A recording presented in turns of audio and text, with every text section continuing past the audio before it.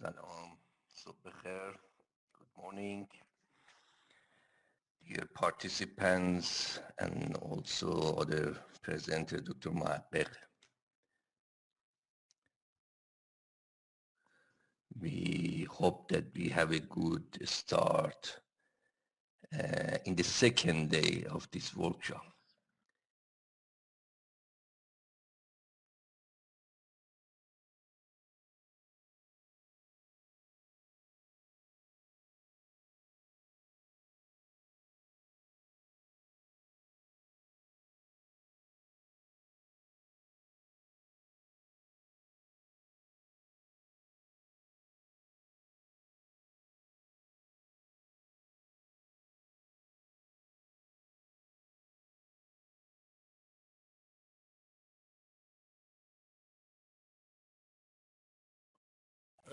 Hello, can you hear me now? Yes, it is much better. Yes, yes. Okay, good. I reconnected, so I hope that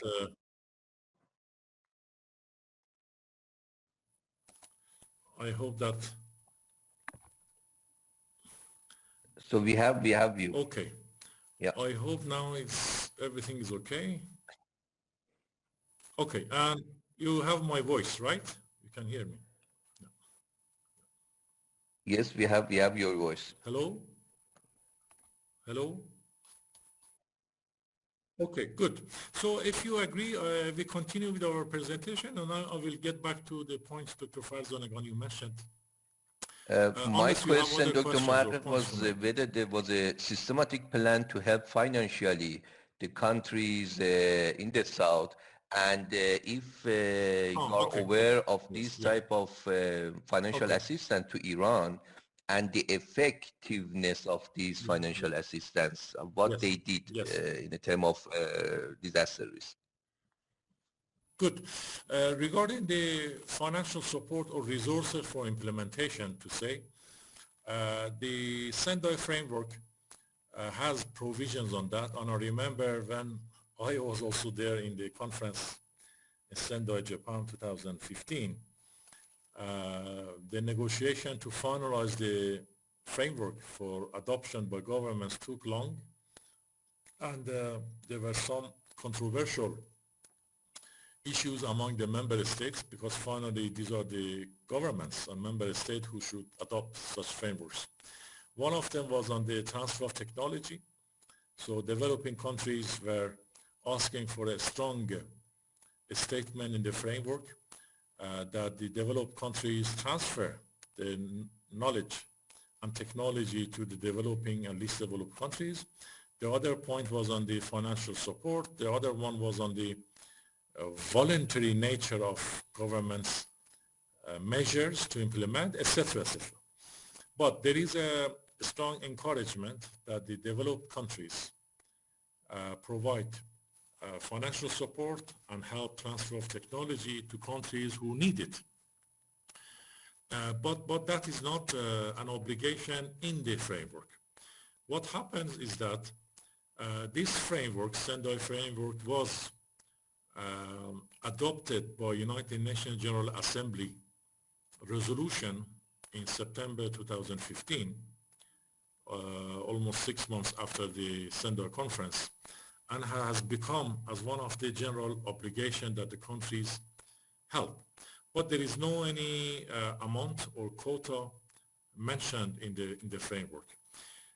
What happens actually is that the international financial facilities, such as the GFDRR, Global Facility for Disaster Reduction of World Bank, that was established 10, 15 years ago before Sendai, or European Union sort of development and humanitarian assistance, or countries' individual development, international development cooperation agencies, they now orient their funding based on Sendai framework. And you know that some of them are huge. EU assistance in disaster reduction humanitarian is more than 1 billion euros, for example, per year to developing countries. And UN also, World Bank also, everyone who is now helping putting Sendai framework as the foundation and the condition for their humanitarian or development assistance in the at global and regional and national level. Iran, then we come to the needs of the countries. They are not the same. Some countries need urgent financial assistance more than technical technology support. There are many least developed countries in Africa, Southeast and Pacific that without any financial support they cannot do anything. And it's useless to talk about the capacity development system policies if there is no minimum funds to implement such programs. But there are other countries like Iran that the national resources is huge, and their national budget compared with international assistance is multiple times actually bigger and even cannot be compared. These countries like Iran, Turkey, India, now is changing, the mid-level developed countries, they have the basic budget and financial resources because they are developing. When we say that they are developing, it means that they are spending money for development in health, in urban planning, agriculture, environment, etc., etc. What they need most is not money. And then that's actually the know-how, technical support, expertise, and technology. And this is why UN support, United Nations support, is also based on what we call it comparative advantage of UN. The comparative advantage of United Nations differs from one country to another. The comparative advantage of United Nations for Iran is ranked as first, transfer of technology, second, helping regional cooperation, third, actually bilateral partnerships, and fifth, at the end, financial support, because the UN financial support is nothing compared with Iran national budget. Of course, it is appreciated not every country spends the funds and the money that it has a budget correctly. This is why they don't allocate enough money for disaster reduction. And this is why there is always need for minimum amount of funds in order to activate good technology or policies. That's also understood. But generally, in the disaster risk reduction and sustainable development, we say, and I think it was, we will discuss it later today in a few slides, as we call it, a marginal investment sort of measures. The main issue in disaster risk reduction is not new investment or new money. The main issue in disaster risk reduction is adjusting, correcting the way that money and funds are spent in development projects. We can elaborate on that. So briefly, yes, there is in Sendai framework strong encouragement for financial support. Then donor countries, international organizations are using Sendai framework to sort of plan their financial support to developing and least developed countries. And then the comparative advantage of UN or international organizations are different from one country to another country. Iran is a country which needs more international collaboration, transfer of technology, and expertise for disaster risk reduction. I'm not talking about the economic situation. Yes, there is poverty, there is unemployment, a lot of problems. We don't have to. But when it comes to disaster risk reduction, Iran's first priority is not money, is to correct and adjust its development approach and use international expertise. I just can share with you one example, concrete example. 2 years ago when there was big floods in Iran, 24 provinces were affected severely by floods. The problem that the country had with flood, unlike earthquake, in which the country has many decades of experience, the climate-related and meteorological hazards are new in Iran. Therefore, the country doesn't have the capacity even to assess the risk of multidimensional risk of climate-related and meteorological hazards. So when the floods happened in Iran, it's a new type of flood due to climate change. So the country didn't have the capacity even to assess the damage and loss of the flood. And we helped the government through two ways in the emergency phase. Through our network with the United Nations, Asia Pacific, and countries like Japan, Australia, China, India, we received real-time satellite images on the areas affected by flood in north, west, and southwest of Iran. A very, very high resolution satellite images and information, which are very expensive. Each piece of these satellite images may cost about $5,000, for example. But through our system, we managed to get more than 100 pieces of these images with a high resolution and provided to the government to help their emergency assistance and operations.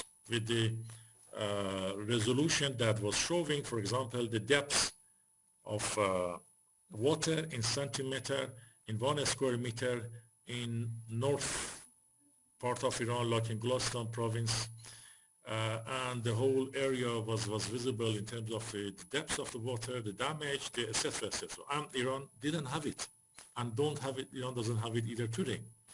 So this was the first support we provided. The second support was to the Ministry of Agriculture, because they could not assess the loss and damages of earthquake on agriculture sector.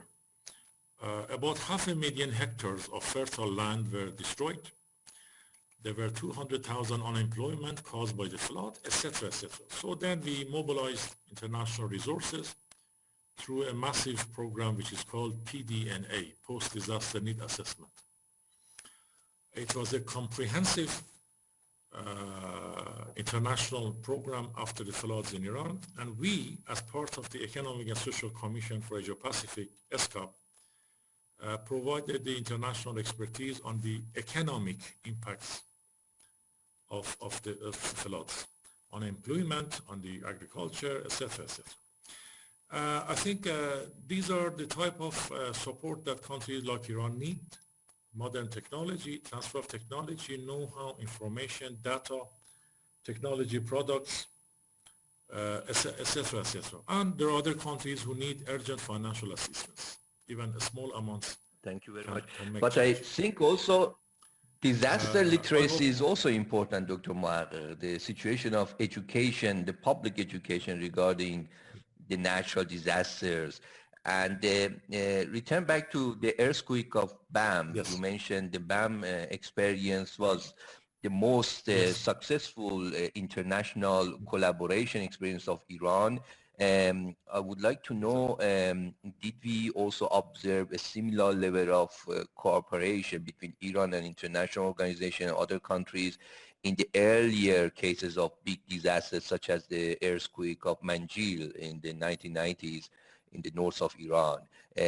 Was it similar, or was it totally different, the experience of BAM? And if it was different, what was the main reason of that? And did we have also observe a similar level of collaboration between Iran on the next after BAM type of disasters, or this was a unique momentum in the situation that Iran had? Yes. Yes. Yeah. Thank you for the question. I think let's put it this way, that the BAM earthquake was unique until today, not only in Iran, also internationally, in terms of coordination of international assistance. So in 2 weeks after the earthquake in BAM, 400 international teams, rescue, relief, health, whatever they were, participated in the operations. So there were about 500 international staff. 400 teams means 400 coordination, planning, consignments, release of relief items, accommodation, report, evaluation, etc. And it's not easy. We're talking about 400 missions in 2 weeks' time. And that happened in BAM without any single problem. There was no case of issue for anyone. And that was because of the very close collaboration among the government bodies, from Foreign Ministry, from Ministry of Interior, Iranian representative, etc., etc. And that established a new paradigm internationally, as I mentioned, for many years. It was a subject of discussion and study in many international events. So BAM was unique because of the many factors. Another factor was that it was very focused on concentrated disaster in a city. If you would go out of the city in 1 or 2 kilometers, nothing was there. So the whole earthquake and damage and then casualties was concentrated in a city, which was very old city, of course. It made it difficult for the search and rescue, but it was very easy for the operations actually purposes. And after the airport was reactivated, then everything started to go well. BAM earthquake, from the operational perspective, geography and political situation, was unique and never happened again.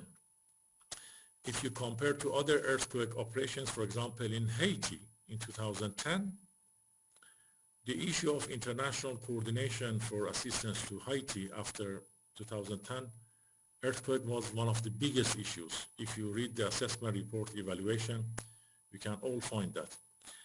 So coordination is always an issue, how international community can coordinate with the national government and among themselves, what to do, how to do it, because you know that there are many issues when there is an emergency of what we call it sudden onset disaster like earthquake. But in the slow onset disaster like flood, like drought, sun and dust storms, epidemic, these are different.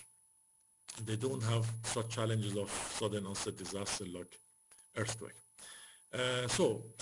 BAM was unique. Before that, in Marginal earthquake, the situation was very different because the earthquake happened in 3 provinces.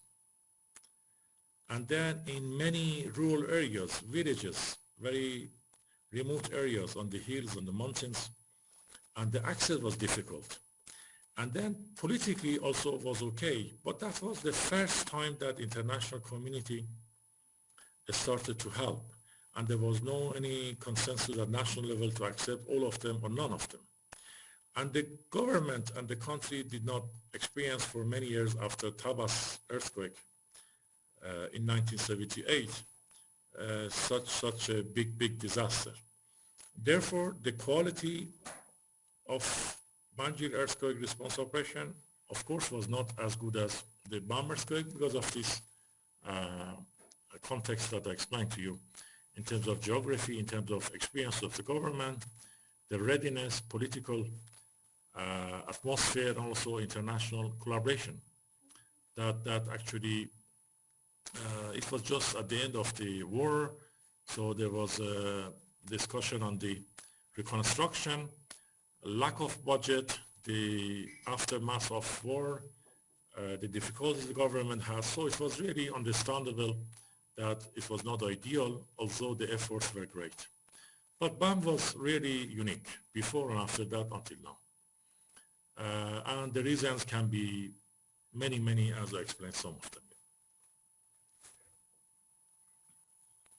Thank you very much. Okay, if you agree, Dr. Farzanegan, I carry on with the presentation so we can have the first part quickly done and then we go to the breakout session. Thank you. On the background, again, I think I explained already many of the points in this presentation through our conversation exchanges, Dr. Farzanegan, what we called. Again, priority for action number 3, which is investment in disaster risk reduction based on Sendai, and then priority number 4, the stress the needs to incorporate DRM into the post-disaster recovery and rehabilitation process, facilitate the link between relief, rehabilitation, development, and use opportunities during the recovery phase to develop capacities that reduce disaster risk, including through land use planning, improving structural standards, and others. For your information, to have an idea how these frameworks are developed, every single word of this Sendai framework has been negotiated for 3 years. So usually before the final conference, there is another preparatory meeting which is called PRIPCOM, Preparatory Committees. And before 2015 in Sendai, there were 3 years preparatory committee meetings in Geneva.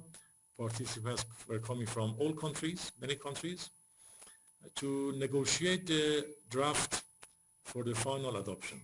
So this framework that you see and I introduced on Friday, every single word of it has been negotiated among countries for 3 years. And even on the final day, last night before the final adoption, there was controversy and disagreement on some of it, until the Prime Minister of Japan came personally and pushed everyone to finish the negotiation for the adoption of the framework on the final day of the conference in March 2015.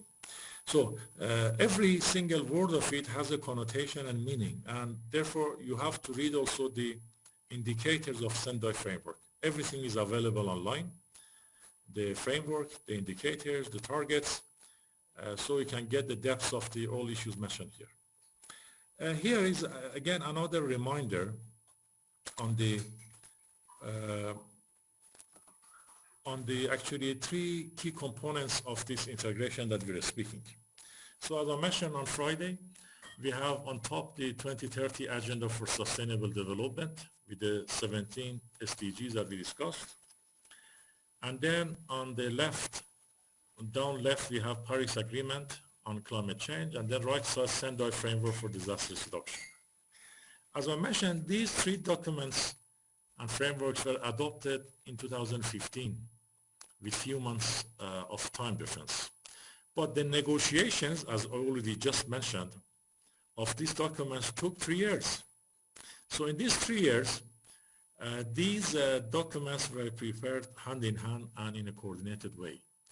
You can see here the lines and the dotted lines that the references each document makes to other. For example, the 2030 Agenda for Sustainable Development includes targets related to disaster reduction. If you read the SDGs, then there is disaster reduction, or reference to Sendai Framework. And then Sendai Framework also is referencing to the Paris Agreement on the climate change.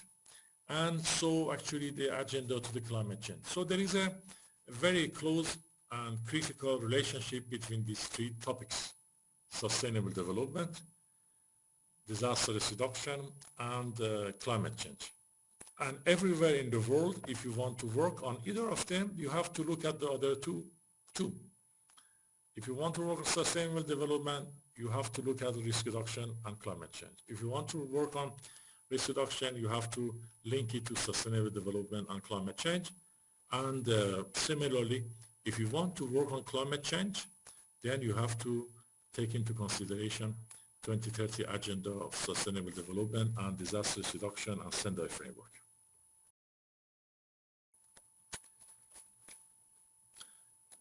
Okay, then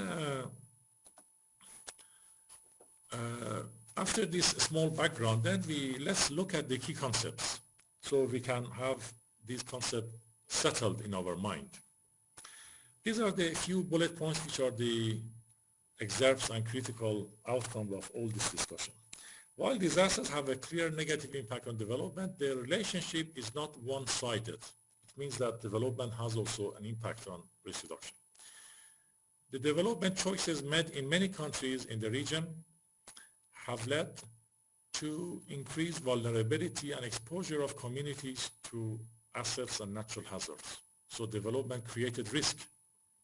According to the World Bank, factors such as urbanization and environmental degradation, in addition to climate change, have increased the severity and rate of disasters by more than 400% since 80s. And that's huge. Let's look at that again. According to the World Bank, factors such as urbanization and environmental degradation, in addition to climate change, have increased. So urbanization, the way we build cities, actually has increased the risk of disasters by 400%.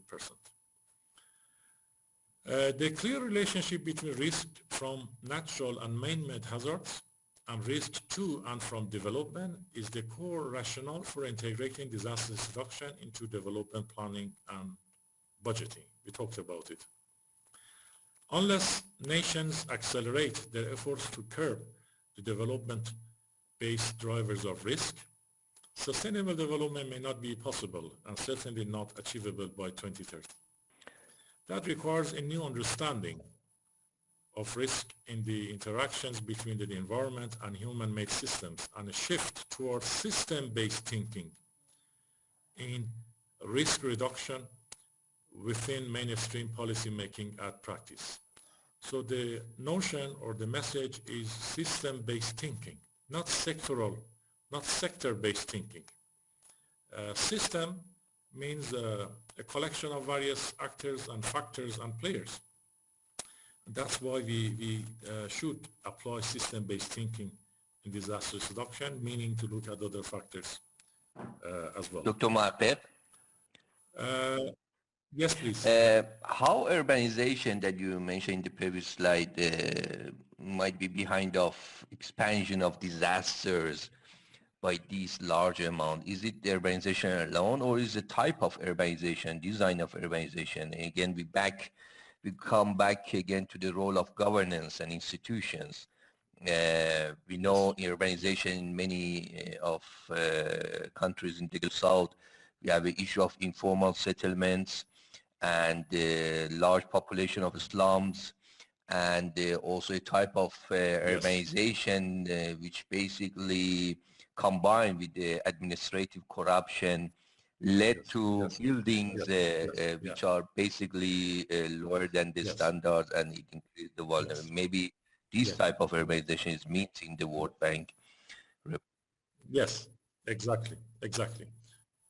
The text that World Bank is using, it says factors such as urbanization, not urbanization itself. Actually, I was in charge of a global partnership program on urban risk reduction in Geneva, A4C, for 5 years. And we published actually a book, report on the urban risk reduction. Actually, cities and urban areas provide very important potential for growth. So not everything about cities are bad. Cities are very important because they are the center of the employment, the growth, capital, etc., etc. So what is meant here is the misplanned or unplanned rapid urbanization. Like every day, about 100,000 people move from rural areas to the informal settlements in the slums around the cities that you mentioned, or peri-urban areas. This is why, yes, absolutely, we are talking about the misplanned or unplanned rapid urbanization. That in 2007, for the first time in the history of human being, the number of urban inhabitants, those who live in cities, actually outnumbered or passed the number of people who live in the rural areas globally. So 2007, for the first time, the number of people who live in cities have become more than who live in the rural areas. That's the global average. In countries like Iran, this already happened in 1970s or even late 60s. And now in Iran, 70% of people live in cities and 30% in rural areas. So that happened 50 years ago. But globally, it just happened actually in 2007, when the global inhabitants in the cities, the number actually exceeded the number of rural inhabitants. But absolutely, we are talking about the misurbanization, unplanned urbanization, which is not in accordance with the risk reduction concept. Hello, can you hear me? Hello. Yes, Dr. Mohaghegh, sorry for this technical problem in Adobe Connect. So we just lost the meeting and we needed to return back, rejoining. So now we have your voice. Okay, very good. I hope everyone is back and can join the discussion. Okay, thank you. Then I carry on the key concepts. I think I addressed these issues, and then I'll go to next slide. That there has been progress in the DRR mainstreaming through a range of entry points such as policy, organization, knowledge, stakeholder engagement, and finance. I think I have mentioned some examples regarding Iran's situation after the HFA, how the effects is spilled over the disaster risk reduction context in Iran. I think we had a good talk on that minutes back. But there are challenges. Several key challenges are there still. The capacities and skills to drive mainstreaming and risk reduction processes over a sufficient length of time are still not adequate. So the capacities and skills are there. As I probably mentioned Friday, in our work in our center APDIM, we are trying to provide customized training support to decision makers who are not disaster manager, but they have a responsibility and role, like in the economic sector. If we show a very complex seismic risk map to a Deputy Minister of Economic Affairs and encourage him to consider risk reduction, that doesn't help. What we are trying to do is to convert the figures and the facts, information, data on disaster risk and hazards and vulnerabilities, convert it to economic language so that an economic manager can use it. For example, the effect on the GDP or the saving which could be made by investment in disaster risk reduction. As I had mentioned, today, based on the latest calculations, $1 investment in resilience and risk reduction can pay off actually $15 saving in disaster damage and losses. And there are many actually tools and areas. So skills and capacities are there. Therefore, my okay, good. Thank you for reminding. Camera, I'm turning on my camera.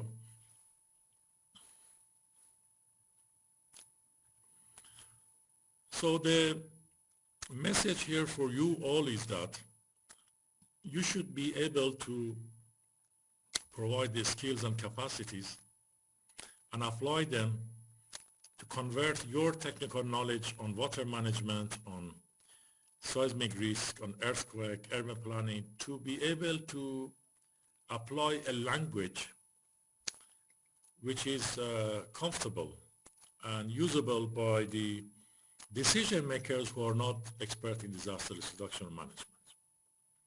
That actually requires a separate set of skills and knowledge, as I explained some of them. Dr. Mohaghegh? Yes, please. Yes. I have a small question. Since that you are talking about the knowledge of disaster management and things like this, have you been also observed, especially after the earthquake of BAM and these major events in Iran, there was a systematic plan to basically reform also education system, both at the secondary and tertiary levels, in a term of integrating the topics related to the natural disaster risk university or as a specific discipline, field of study, or at the lower level of education? Was there any changes in education system to increase this public awareness and disaster literacy among Iranian? Yes, absolutely. Of course, the start point was after the Marginal earthquake in 1990. And what they call it actually public education. So for example, this massive school drills and exercise on earthquake safety was designed, and Ministry of Public Education Iran was the key player, and there was support also by UN and other institutions such as the IIES, National Institute for Earthquake Engineering Seismology, which supported the secretariat work of it. And I think for many years, probably now close to 20 years, these annual exercise in the schools, like you said, in the secondary and tertiary, levels were conducted. So the students could be sort of acquainted with the basic skills on safety when there is earthquake. There was actually, after the Lauriston earthquake, which happened after the bomb, there was actually a research done by jointly by the IIES, International Institute for Earthquake Engineering and Seismology, and Ministry of Education and a few others, on the impact and the result of these modules and drills and training of the student. Was it helpful or not?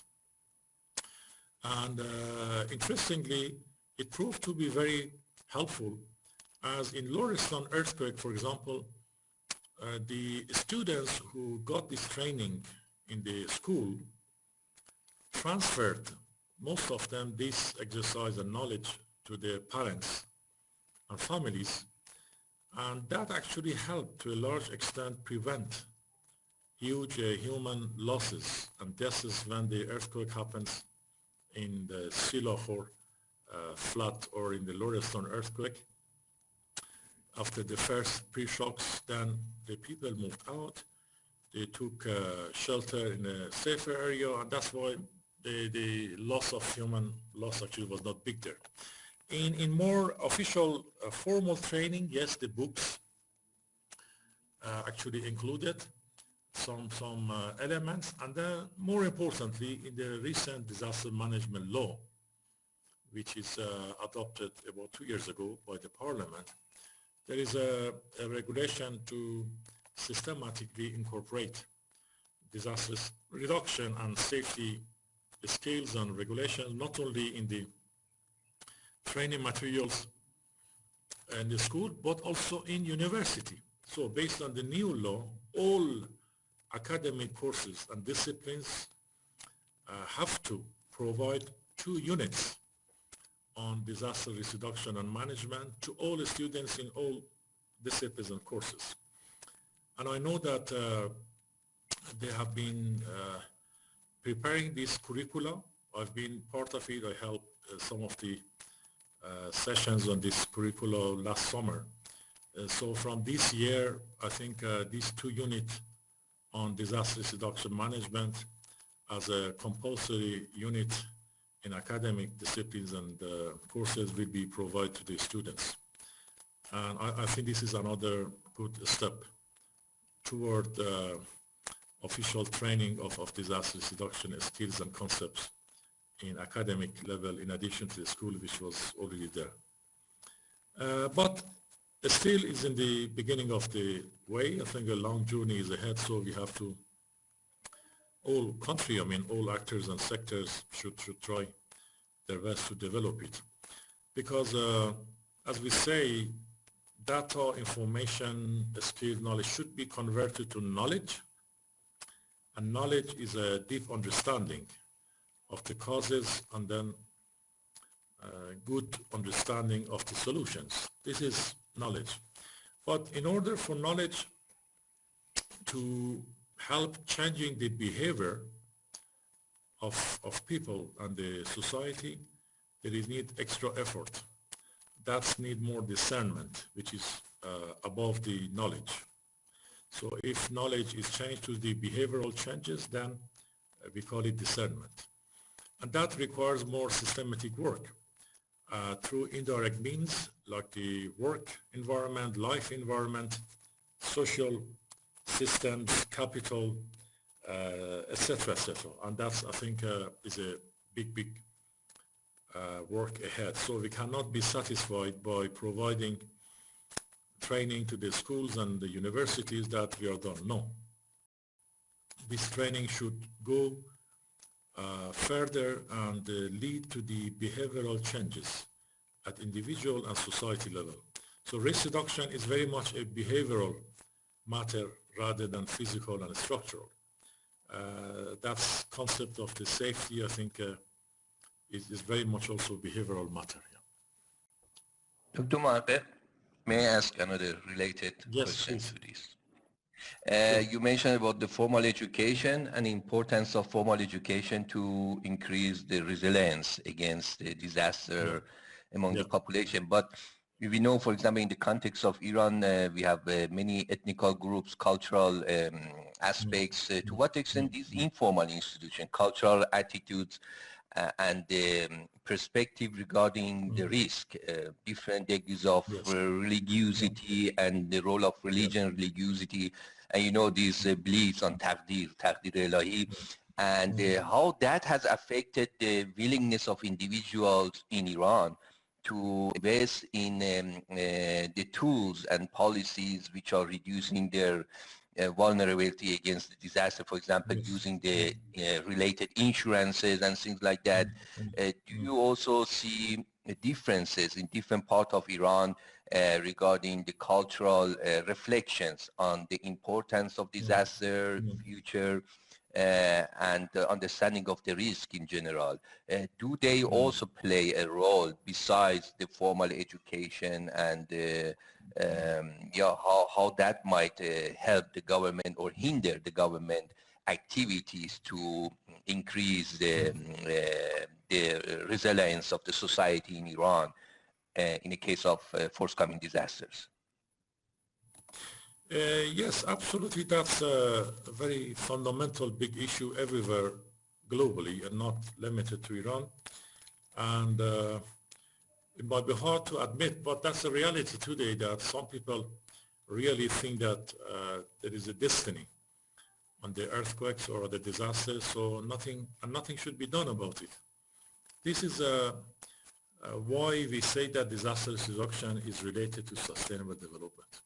So it has a direct correlation with the issues such as literacy, such as the economic social development, such as poverty, hunger, etc., etc. So anywhere actually more knowledge, information, literacy is there, then the issues are there. So there is a direct correlation between underdevelopment and disaster risk. I think that's the probably the general criteria we can apply. So there is the more unemployment, socioeconomic difficulties, the more illiteracy, lack of knowledge, education and skills, the more problem with the social capital, then there is a tendency toward determinism and actually the belief that disasters are unavoidable and this is the will of God or nature, etc., etc. That's, I think, the criteria. So when we look at the country, naturally, the areas and the provinces which are less developed are facing this problem more than the provinces and areas and the cities which are more developed, because that's directly relates to the education and knowledge and the skills. In terms of solution, in addition to the formal education that you mentioned, right, schools, books, etc., the role of the informal sort of actors and players and community-based institutions are critical. And this is why we say in Sendai framework and other literature that disaster risk reduction should be a people-centered approach. And the word people-centered is mentioned many actually places. You can find them.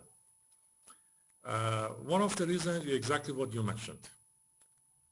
Because if the people are not put at the center of disaster risk reduction, then the old totality needs requirements and societal and individual behaviors dimension cannot be looked at. If the people are put at the center, then we can consider the specific needs and the requirement that they have compared to others elsewhere in the country or communities. And here comes the role of the community-based organizations that can ensure appropriate connectivity and synergies between formal education and specific cultural sort of heritage that the people have in different ethnicities, provinces, languages, cultures, etc., etc. And organizations like the Red Cross and Red Crescent globally have had this important role because of their outreach, which is a critical concept and term. Because of the outreach, they are able to make sure that there is compatibility between local cultural sort of denominators or content or sort of heritage with the formal disaster risk reduction education and training. And I think since developing countries are still dealing a lot with the outreach issue, they have good potentials to do it, like in health, like in education, like in many other cases where the system is to a large extent based on the extraordinary service and assistance support to the marginalized groups, vulnerable groups, and those who don't have easy access to the formal support of the government, like especially in the big cities, mega cities and capitals, etc. And I think that shows how much the role of the community-based organizations, CBOs as we call them, is important in order to make sure that the formal education and formal system of the government on disaster risk reduction can be successful. And without that, it would be very difficult, yeah. Dr. Mohaghegh? Yes, please. You have been also engaged in variety of international projects in different parts of the world, in Africa, Asia, and the other places. I would like to know your observation on the role that ethnic fractionalization story played. For example, in Iran, we have a very diverse population structure from variety of ethnical groups, from Persian, Turks, Azeris, Kurds, and things like this.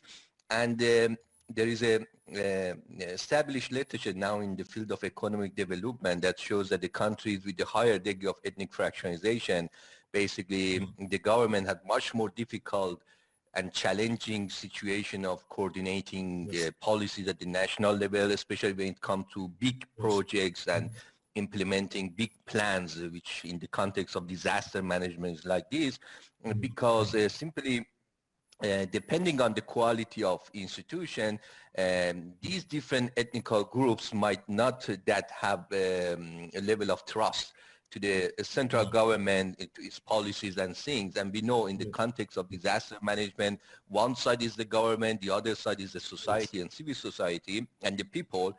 And if this trust is not there or is weak for a variety of reasons, so the people do not cooperate or things like this. So implementation of these national programs are quite difficult and challenging.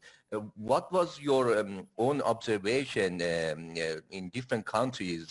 Africa is also another place with a very diverse type of ethnical groups and things like this. To what extent is the story of ethnic polarization or fractionalization in countries like Iran have hindered the implementation or successful implementation of this type of projects? Yes. Thank you for the question. I mean, my own experience shows that of living in, for example, Tajikistan for 2 years, in West Africa, in Senegal, Gambia, and also in Southeast Asia, and Pakistan, for example, Afghanistan, etc. That interestingly, disaster risk reduction management, because of its humanitarian also nature, can be one of the factors that can contribute to solving the problem associated with ethnicity and ethnical actually sort of gaps and inequities. I found it that when it comes to the humanitarian action, humanitarian concerns, disaster emergencies, which always have a humanitarian dimension. So that's the particularity of disaster risk reduction, which always there is a human and humanitarian dimension. I think when it comes to this area, the issue of the ethnicity and ethnical differences and the gaps was not only a problem, was not a problem, but also actually disaster management, risk reduction, humanitarian action could create more solidarity. And I would say even also cohesion, because we have two types of the issue here. Please, the inconvenience, we might have another interruption, 9:45. Okay. Because we have two concepts, one is social solidarity and other one is social cohesion. Generally, social solidarity is stronger in the developing countries that have crisis, difficulties, social, economic, etc. But there is less long-term solutions. But social cohesion, which is based on social trust, order, and collaboration, is stronger in developed countries and actually with longer term solutions and less solidarity. That's a separate topic, but I want to just use it for responding to your question that in the countries that I have been in, Africa, Asia, Central Asia, and Southeast Asia, the issue of the ethnicity and ethical gaps was not a problem. On contrary, it helped. I mean, for example, I was in Pakistan after the Kashmir earthquake in 2005 for many months. And for the first time, because of the earthquake in Kashmir, government of Pakistan was able to bring the heads of the tribes in Kashmir mountainous area under actually one umbrella in one room and talk about the safety, etc., etc. And also we had projects there with the Pakistani government and NGOs. I think that was a good example, and I am thinking that we can capitalize on the effect and impact of disaster reduction to address ethical issues and problems. I know that it's not as simple as this. It's very complex, but I think there is a correlation. So there are pros and cons. So disasters can also unite the country and reduce these ethnical tensions in a way, you mean? Yes. Yes, absolutely. Something like the event of war, for example. We had that experience during Iran and Iraq war, in which that these ethnical borders became. But what I mean basically was not basically related to ethnic structure, but related to this lack of strong trust to the governmental institutions in countries building on many ethical, especially if the institutions are not promoting inclusive development. So, and we have a problem of corruption at the same time. So that means when you have a weak institutions, the institutions which are not performing, and you have a very polarized society, of course, this situation of trust to the government plans are weaker, and this sense of this possibility of collaboration, cooperation might be also weaker. So that is what the development literature usually discuss about that. And but your observation was that this type of disaster basically reduce this type of ethnical competitions and tensions on one side, and it was not basically a major obstacle for collaboration of the people with the government institutions to implement disaster management policies. Well, okay, let me clarify two things. First, the issue of trust is a big issue and not confined and limited only because of the ethnicity. No? Yes, in the multi-ethnical countries, trust is more actually visible and the issue, but even in a very developed countries, like in Europe, we can find examples in Northern America, etc. The issue of the trust triangle among the people, between the people and the government and people government and also the civil society is an issue there. And also in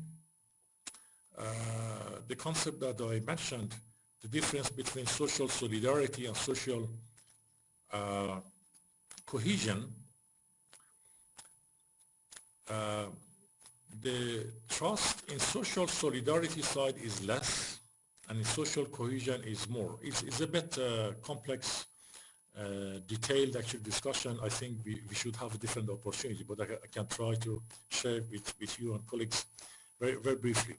Let's say in Iran, social solidarity is high and social cohesion is low. What does it mean?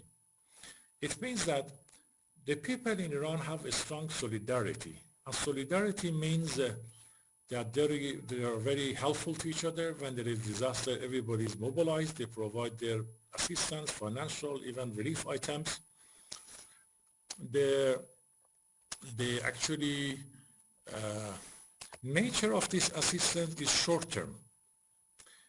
I mean, I have a separate paper and research on that. There are several categories that can explain that. In solidarity, the assistance is short-term. For example, in bomb earthquake, there were many orphans, children actually without parents. So many people assisted these orphaned children without the parents. But 5 years later, nobody or very few asked what happened to these children. So the assistance is short-term, not long-term.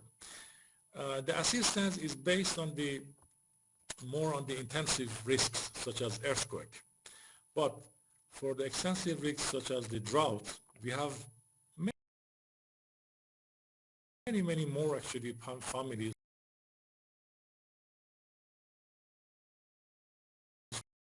who have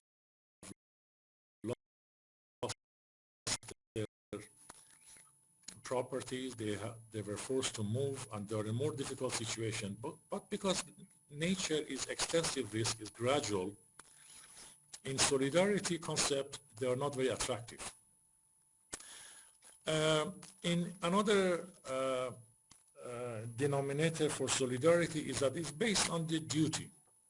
So they assist because they feel that is a human duty, an obligation to help the other mankind and human being. Okay? Etc., etc. There's a long list. Let's look at the social cohesion side. Okay, let's mention some problem with the solidarity side. Here in solidarity, there is less trust. So the people want to help directly. They want to take the blanket, food, and bring it to the affected people directly. They don't trust the public system to do its job efficiently and effectively. There is less order, and there is less collaboration. So trust, order, collaboration are the three things that are less strong in the social solidarity. Let's go to the social cohesion. In the social cohesion, the objective is the final development of a person, not short-term needs. So the society that has social cohesion is interested to know what happens to the children of bomb earthquake after 5 years, 10 years. The assistance is long-term, so it's not only food and blanket, it's also education grant. I've seen cases that families accepted to education and employment of the person, of a young kid, 5 years old, up to the graduation from university. So the assistance is long-term because the objective is a long-term development and nurturing of people, not only short-term needs and requirements. And another feature is that it doesn't matter if there is an intensive or extensive risk. The assistance can be given to a person who has survived earthquake, and also to a person who is affected by drought or flood or famine. Or this is why you can see that the origin of assistance that are given to the people in Africa for slow onset disaster like famine, drought, and let's say epidemics like yellow fever or locust invasion is different to the origin of assistance which is given by people to those who are affected by earthquake. And what we call it in earthquake and intensive risk and disaster, sometimes was called CNN effect, because the international media comes and minute by minute, second by second, there is report, photos. Earthquake is a very emotional event, so the people are mobilized. 3 days later, everybody forgets.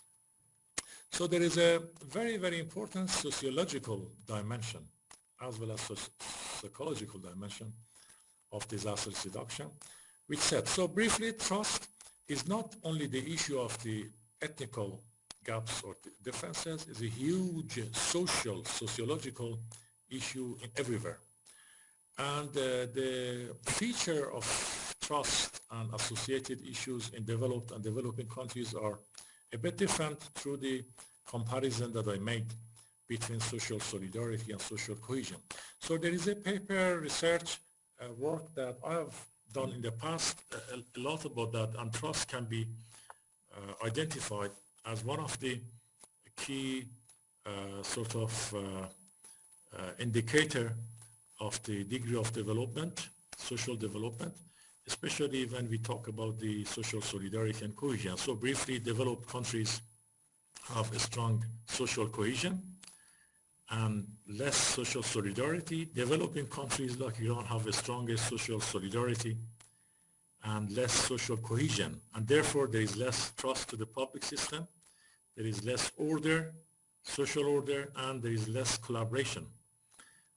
In terms of trust, yes, in the society which has strong social cohesion, a family member, an inhabitant, a person can go to the first crossroad outside the house and give a pack of the relief items to the institution which is there, governmental, non-governmental, because they have trust that this assistance will be reaching the affected people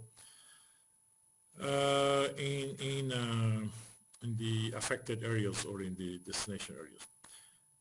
But I hope this very, very useful and important conversation that you triggered, Dr. Farzanagan, has contributed.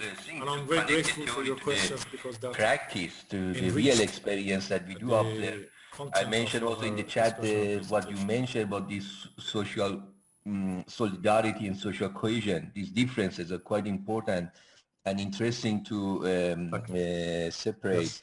Yes. And take them besides the role of education and things like that into account when we talk about the disaster management. Yes. And these are also important issues which might not be easy to basically influence. They are persistent factors. There are deep-rooted factors in the culture, in the norms, in the attitudes, and the trust is difficult to change from one year to the next year. So it's a much more time-consuming process.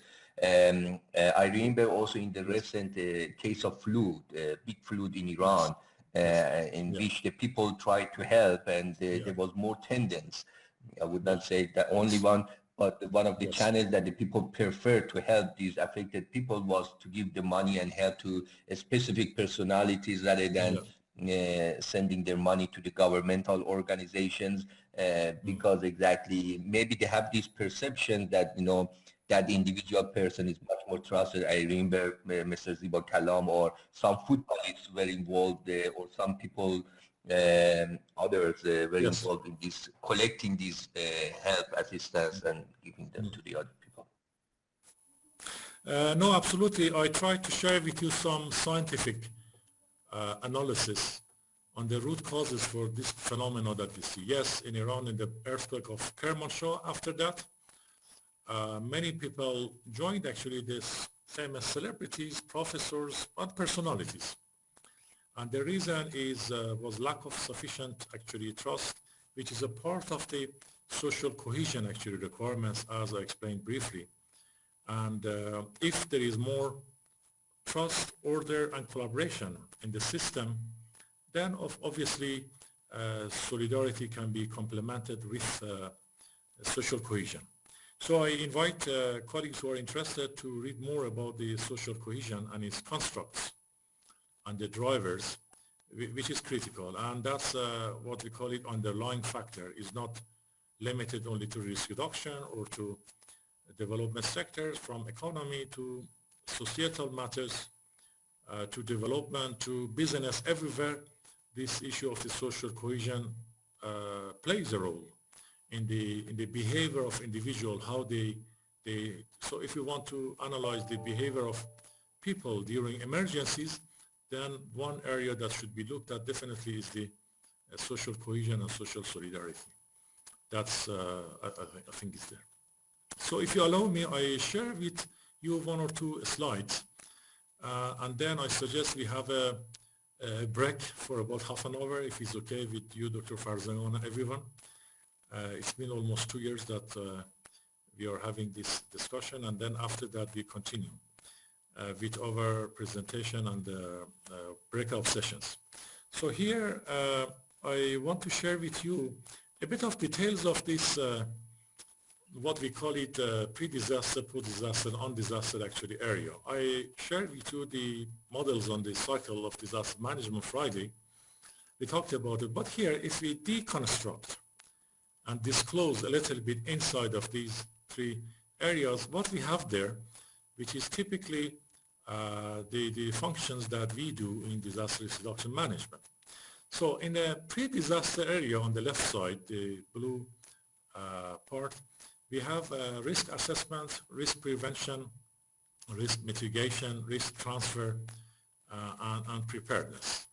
These are some of the measures that can be taken before disaster occurs. And again, disaster is not earthquake only. There are intensive risks such as earthquake, flash floods, and there are extensive actually risks such as drought, famine, epidemics, etc., etc. So when disaster started to happen, because that's not a second or a minute, it can be also a week.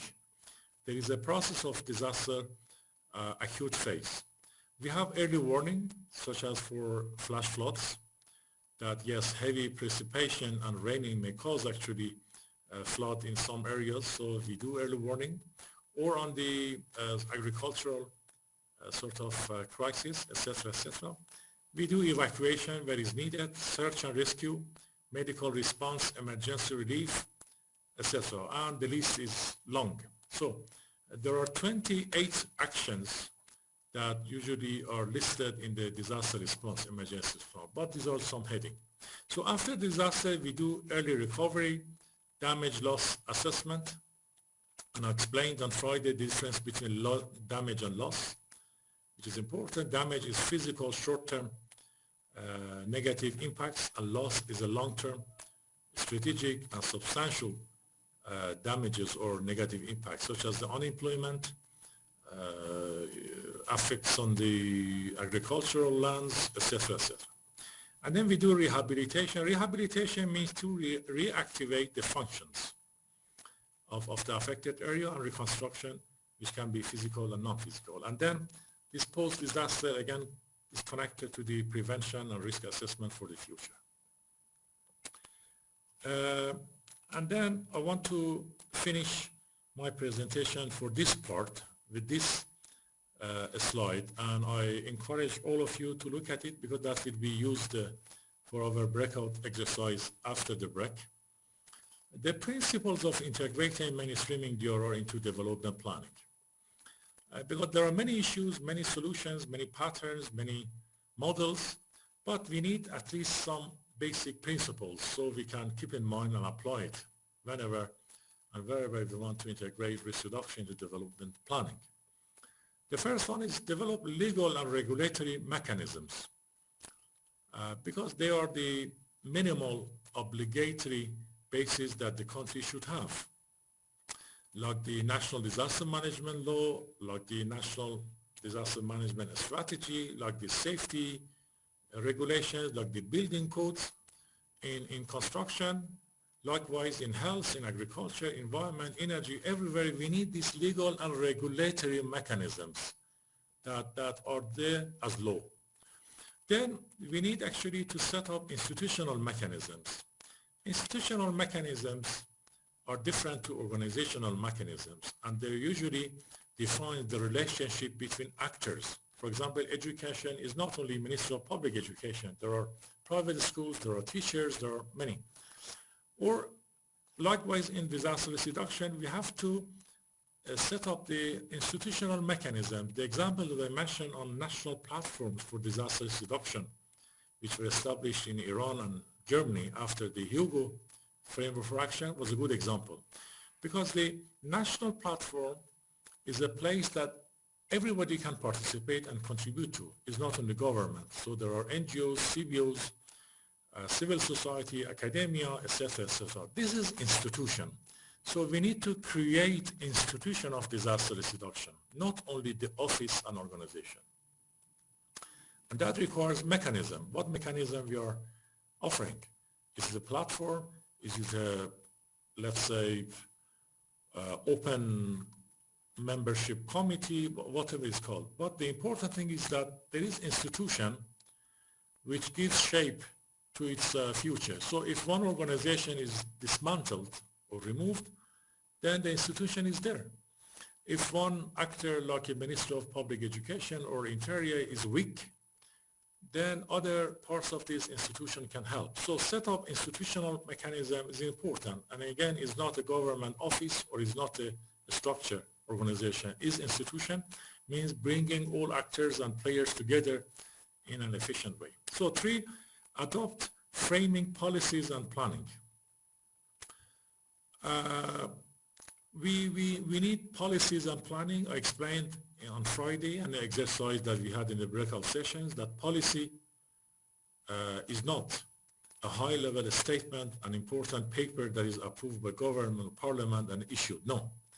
In today's modern time definition, policy is the agreement and consensus of all actors and players on the best solution that can address and solve our problems. So policy on disaster risk reduction means agreement of the country, government, people, organizations, academia, NGOs, CBOs on the way that country can overcome the expected risk of disasters and then become safer and more resilient in the future. This is the meaning of policy, consensus and agreement on the best solutions. So we need to work on that and also on the planning, provide financial and budgetary support. If there is no resources, then all these frameworks and the paper will be useless. And then here comes the role of the government high-level bodies such as the Ministry of Development in many countries, and in Iran we have the Plan and Budget Organization, Sazman Barnamebudje, to ensure and allocate sufficient financial and budgetary support from the top level. And then we come to decentralized responsibilities to local levels. So that's also related to the ethnical gaps that we talked about with Dr. Farzanegan. So in disaster reduction, central government should decentralize and delegate responsibilities to the provincial, local level actors like the Governor General, government offices, city councils. Thank you. I mean, just related to this last point that you mentioned about the decentralization, do you know or have you seen any studies, research on the basically association between the type of government, federalism, decentralized system and centralized system with respect to natural disaster management?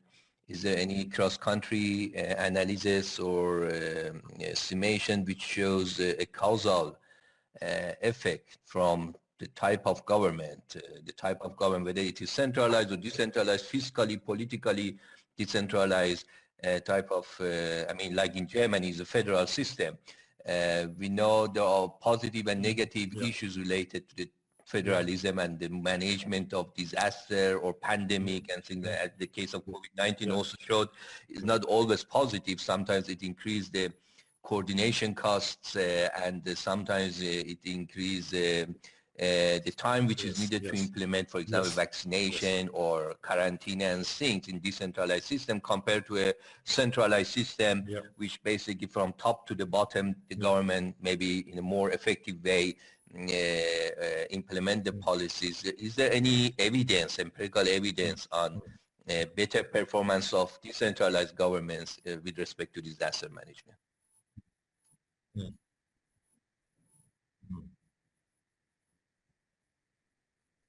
Yes, yes. Mm, yeah. Yes, there has been research and case study like in Australia some years back. They did a national actually survey and research because, I mean, as you said, not always federalism is an efficient way for disaster risk reduction management. Not always. In Australia, actually, which is a very federal system, they came to the conclusion that federal system for disaster management was not useful and decentralized system was not helpful enough. Therefore, they changed in the past years, I think 6, 7 years ago, from a very decentralized disaster management to more centralized and anti-federal actually approach. And there are also other researches. So briefly, what is the outcome of these researches? When it comes to the development-based disaster risk reduction, the best way is decentralization. So if we talk about mitigation, prevention, risk reduction through development sectors in a normal time, we should decentralize as much as possible, geographically to the provinces, states, rural areas, and also institutionally to academia, to CBOs, NGOs, etc., etc. Decentralization is preferable for disaster reduction. But when it comes to emergency response,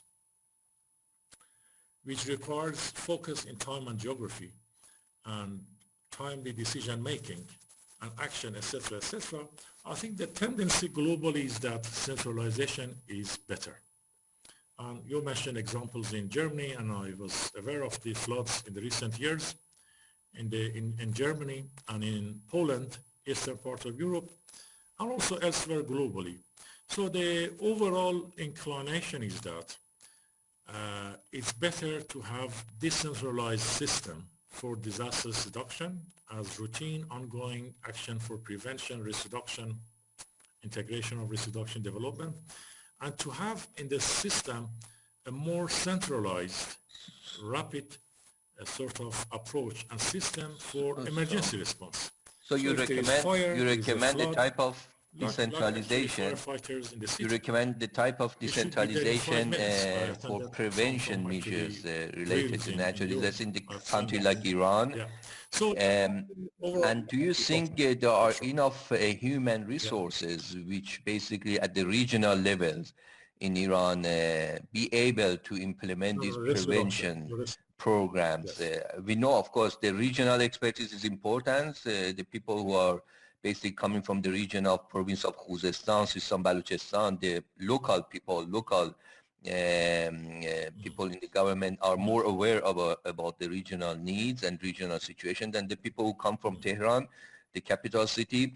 But on the other side, availability of financial, human resources and infrastructure at the regional levels are also important for successful implementation. We know basically in Iran, most resources are concentrated in a few big urban areas like in Tehran, capital. Yes. And to what extent these conditions from personnel, from equipment are already available for successful implementation of these decentralization strategy for case of Iran? Yeah. This is, yes. No, absolutely, you're right. As you can see in this slide, there are needs and conditions. Number 4 is provide financial and budgetary support. So there is need for money. And number 6, build capacities at all levels. Human resources, skills, knowledge about that. And these are principles. Without these principles, we cannot do that. The difference is that, again, to reiterate what we talked about, the concept of disaster risk reduction integration into development planning. This integration does not require big separate funding and project and programs. It's just to adjust the approach of these development sectors planning and implementation.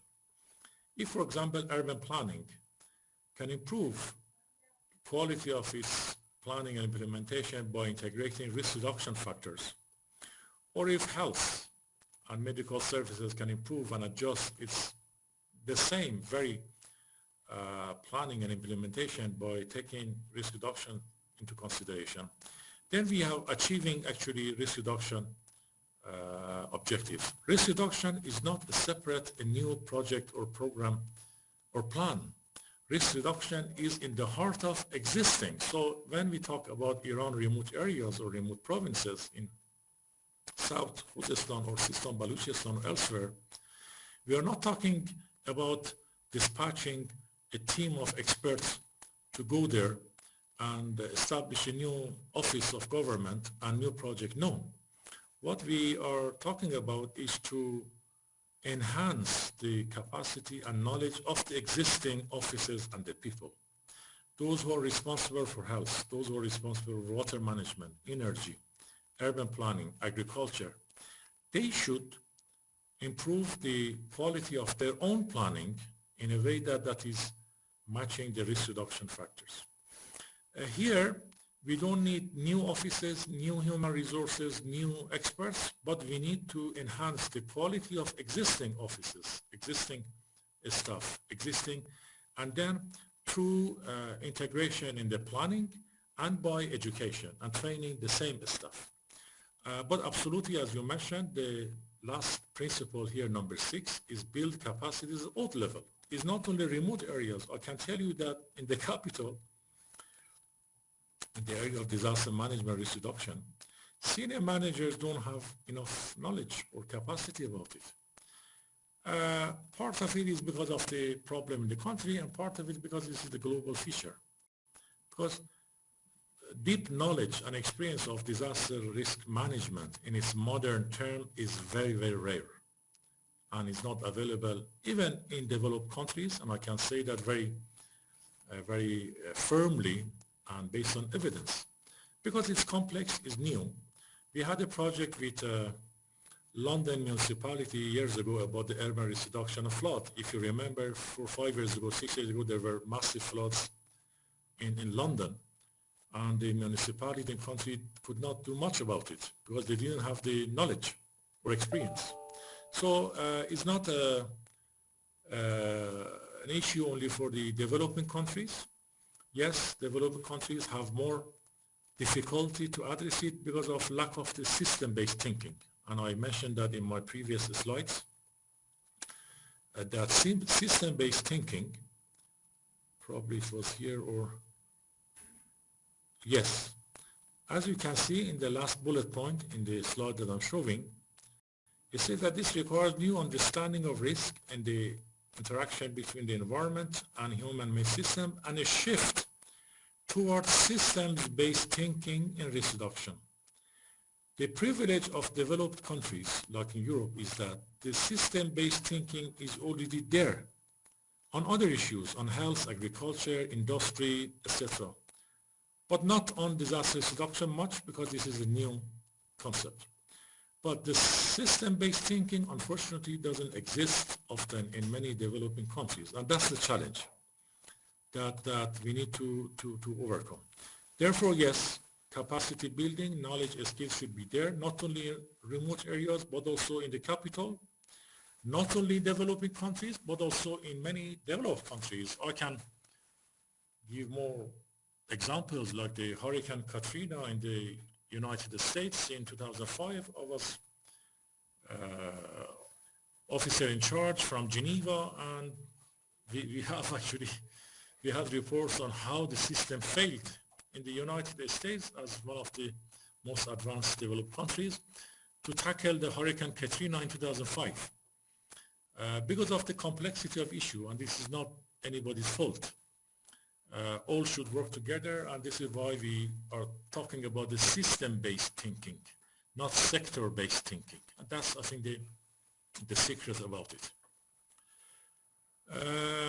Okay, Dr. Farzan and colleagues, if you allow me, I think we had a very rich, fruitful 2 hours, more than 2 hours discussion.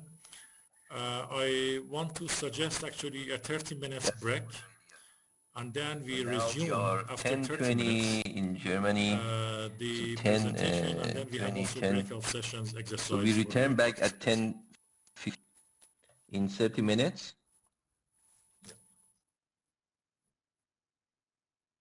Okay.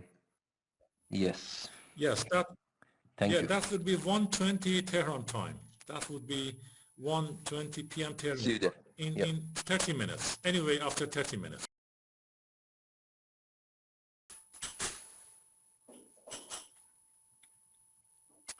Okay.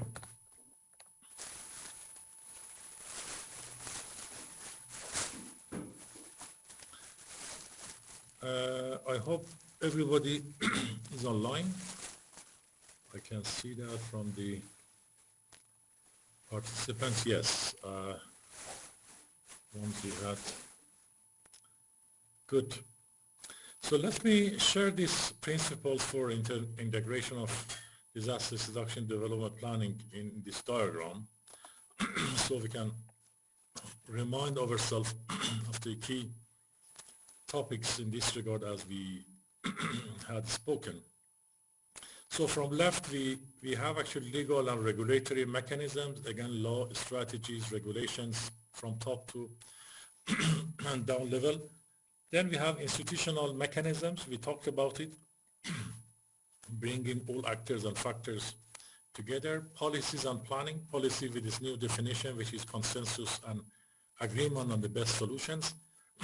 Finance and budget as the resources for implementation. Decentralization, I think we talked about it at length.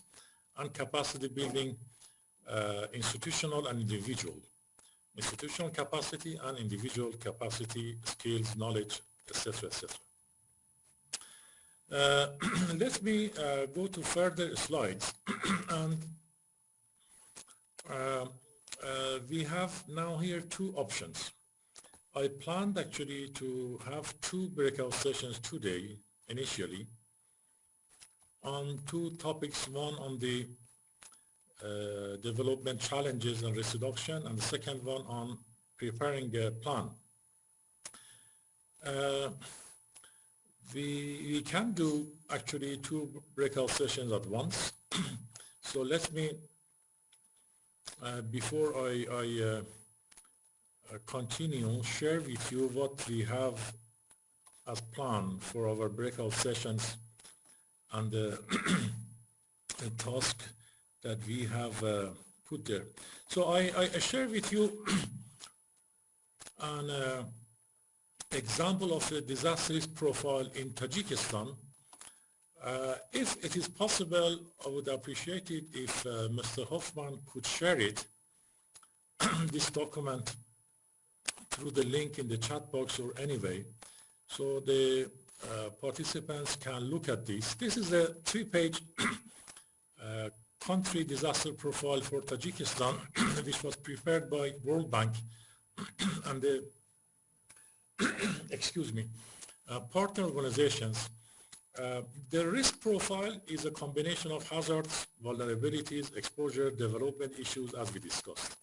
So it's a project that World Bank, through this Global Facility for Disaster Reduction, has been doing, but I thought that for our exercise is a very appropriate actually document. So the purpose is that you read this example of the country disaster risk profile for Tajikistan. I think it's a visualized document with some paragraph of reading, so I think maybe around 15 minutes read out of this document would be good to get acquainted with the context, with the issues, challenges, economic, social development parameters, as well as risk factors. This is the readout document that I suggest everyone reads it when we start the breakout session. But after you read it, then the task of the breakout sessions will be 2-3 questions. Let me share other document.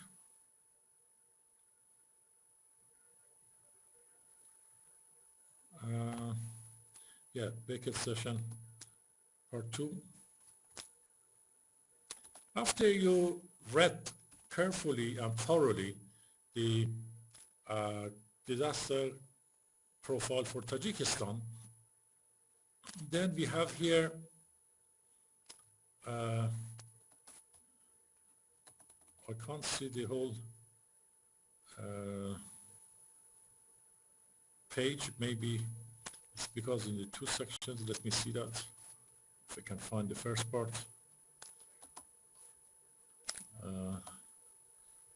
Yes, breakout session part 1.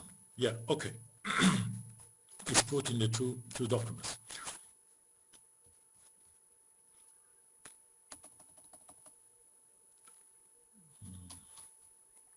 Let me minimize that a little bit. Or okay, I think it's now better. So the first question would be, read first the disaster risk profile of Tajikistan carefully, and then list the key disaster risk factors in Tajikistan, including hazard, whether they are natural, industrial, or human, vulnerabilities, physical, social, economic, and environmental, exposure, people, system, assets. All we discussed about these terms on Friday. And then the second question would be how disaster risk negatively affect the socio-economic development of Tajikistan. For the first question, under each title, meaning hazards, vulnerabilities, and exposure, please just put the words as bullet points, 1, 2, 3, 4, each of them, or as much as you identified. So, for example, you can say that on hazard, Tajikistan is exposed to earthquake, for example, or I don't know, flood, or drought, or let's say nuclear or chemical, let's say, explosion, for example. Or on the human side, let's say on the internal strifes or unrest or armed conflicts. So just words under hazards, words under vulnerabilities, physical, and then words, a few words on exposure of people, system, assets, and properties to hazards and risk. On the second question, then you look at these risk factors in a development context. How disaster risk negatively affect the socio-economic development of Tajikistan? Here you actually look at the development challenges and threats that are caused by the disasters. For example, you can say that the earthquake is risking the development of the transportation infrastructure in mountains area, or poverty is damaging the economic growth in the rural areas, or I don't know, drought is damaging the agriculture and causing unemployment. So how disaster risk negatively affect the socioeconomic development of Tajikistan. Here also you can write down actually a few lines as brief as possible, that these are the challenges for development of Tajikistan due to disaster risk. So this is the first part. And then we continue our presentation for the next part, and we then have another breakout session. So if I may ask Mr. Hoffman or colleagues, yes, okay. There is already, dear participants, you can find the Tajikistan disaster profile under the following. Great, thank you so much. And also, please share the task and questions of the breakout sessions. And now here, like on Friday, we will be put in 2 groups. I ask Dr. Esaki and Dr. Shavar to kindly actually join one group, and then I will be in another group, and Dr. Farzanagan may wish to join any group as he sees appropriate. So we will have 1 hour from now, is 1:30 Tehran time, until 2:30 Tehran time for these breakout sessions. Let me quickly see if there is a message. Could you please also put Dr. Eshagi's name as a presenter? I think that's needed for her support to the working group. Mr. Hoffman, I appreciate it.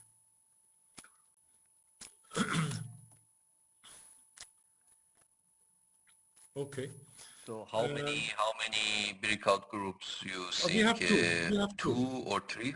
Two. I think Okay. we have, because we are not big number, I suggest we have two breakout groups. And Mr. Hoffman can randomly and also diversify a little bit, not the same group as on Friday. So we can have a new composition of the two breakout groups. So please assign the participants in two groups for 1 hour breakout sessions, and then in each group there will be a presenter, someone who reports back to the plenary or general session at 2:30, exactly after 1 hour we will be back. And as I mentioned, please read the Tajikistan country disaster profile carefully first, thoroughly, and then answer the two questions as I explained in a brief manner. So we will be back to the general session exactly at 2:30 p.m., 1 hour from now. Yeah, thank you.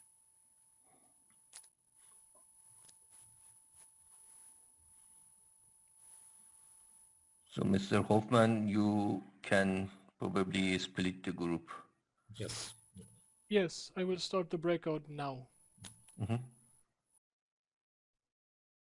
This disaster and the amounts of economic cost is the earthquake in case of Tajikistan.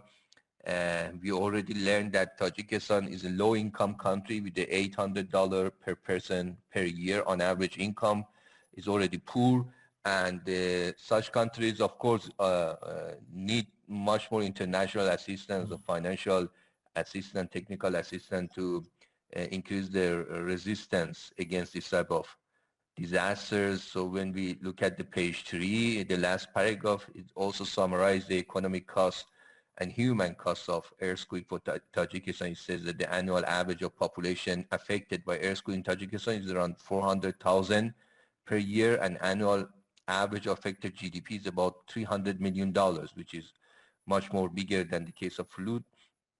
And the same, I mean, capital loss and fatalities. So there is not that much detailed information on how they calculated these GDP loss. So it would be interesting to find out the methodology behind these calculations.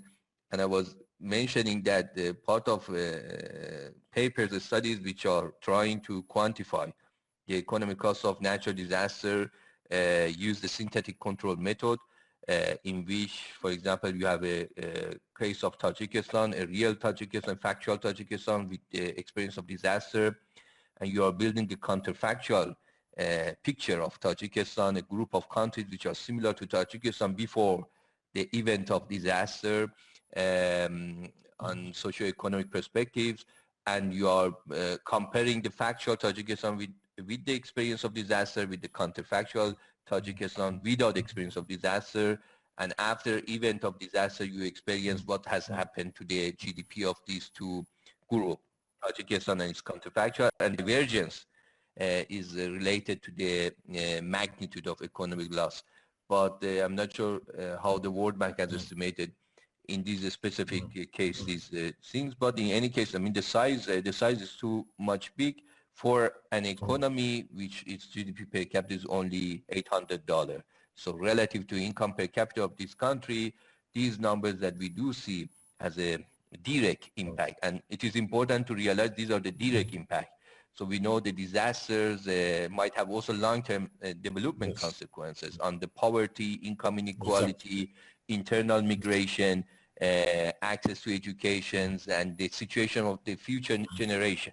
So in a sense, disaster, I mean, when we talk about the economic loss of disaster, we need to differentiate between short-term effects, contemporary effects, and more long-term effects. And when we also add the long-term effects, these effects might be much more. And another thing is the other side effects of disaster. In extreme cases, disaster might also lead to political instability and the change in the political system, revolution, civil war.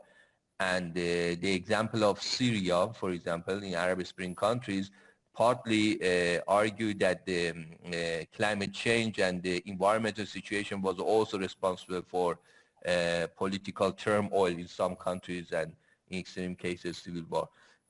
So in that sense, when we took also direct and indirect effects of disasters, both on economic, both on the society, both on population, and both on political stability, I guess numbers would exceed these calculations. Would be good to know the methodology Yes. behind of this calculation, but in a very quick way, it shows the magnitude of these effects.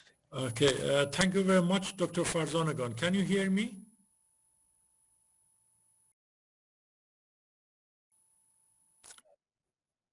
Yes, Okay, good. I hear you. A few points, I mean, as a sort of guidance on this particular exercise, and I really like to listen to to you and other participants. The point is actually, the main point of this exercise is that how we can make sense of the available data and information and do a good analysis. And as you, Dr. Farzanagan, provided a very comprehensive analysis, this exercise is about improving our skills to make a good analysis and conclusion with the limited amount of data and information that we have. And some of them are through comparative, if you like, calculations. I mean, just give you an example. Let me look at the figures. At the top of the first page, you see that GDP is $6.9 billion of Tajikistan.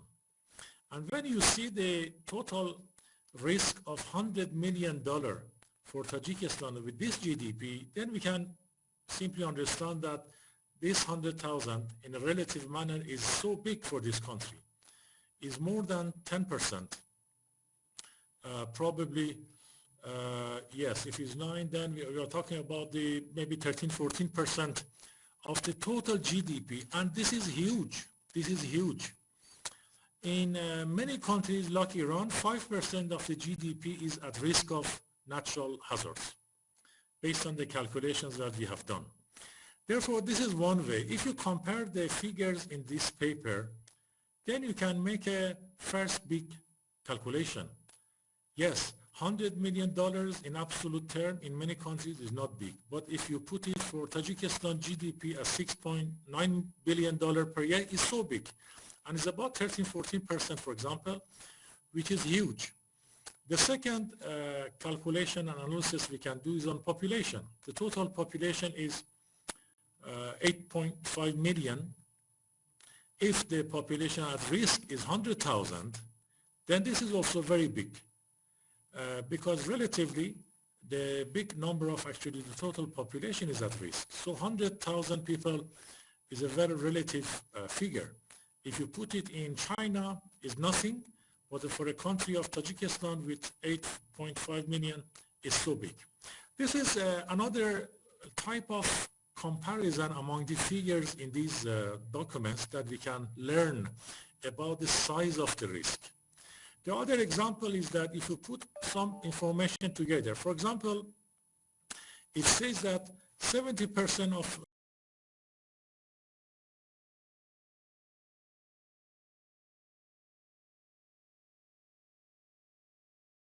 population of Tajikistan live in rural areas. I think more than, yes, almost 75% of Tajikistan population lives in rural environments. What can we discover from this is that then majority of that should be either in agriculture or pasturing.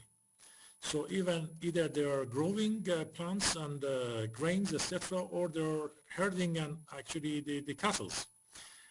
Therefore, agriculture is a very important source of economy and income because 75% of Tajikistan population live in rural areas. This is in the second paragraph of first page. Then put this next to flood as an extensive risk. So you can see that flood has a very, very big risk or causing a big risk actually on Tajikistan because of its total risk on the agriculture and dependency of about 75% of Tajikistan population, you see? So these are just an example that how with the limited data and information we can do good analysis and come up with the sort of conclusions on the size, on the degree, on the scale and scope of the risk that the country is exposed to. I just wanted to share with you a couple of examples how we can look at these figures and come. And what you mentioned, Dr. Farzanagan, about the $100 million, whether it means that with this $100 million damage, the development of the country will be pushed back? Definitely yes. If the total GDP is 6.9 million, then $100 million means a lot for this country. And then if the country is resilient and risk is reduced, this additional $100 million is not only at value of $100 million. You know why? Because if we secure this $100 million, we are securing extra opportunities for development and what we call it in your specialized term, Dr. Farzanagan, the opportunity cost. With this $100 million, if we could invest it properly, then what damages we could prevent and what gains we could get actually at the end. So this is a sort of analysis that how we can make sense of data information on the risks and the hazard vulnerabilities and convert it to a conclusion, a message on the impact on the development, and so on and so forth. So I just wanted to share a few examples how we look and deal with this type of documents and information. Please go ahead, and I would be very eager to listen to you and other participants. Other participants to reflect their views and comments or questions regarding this analysis on the case of Tajikistan or similar analysis.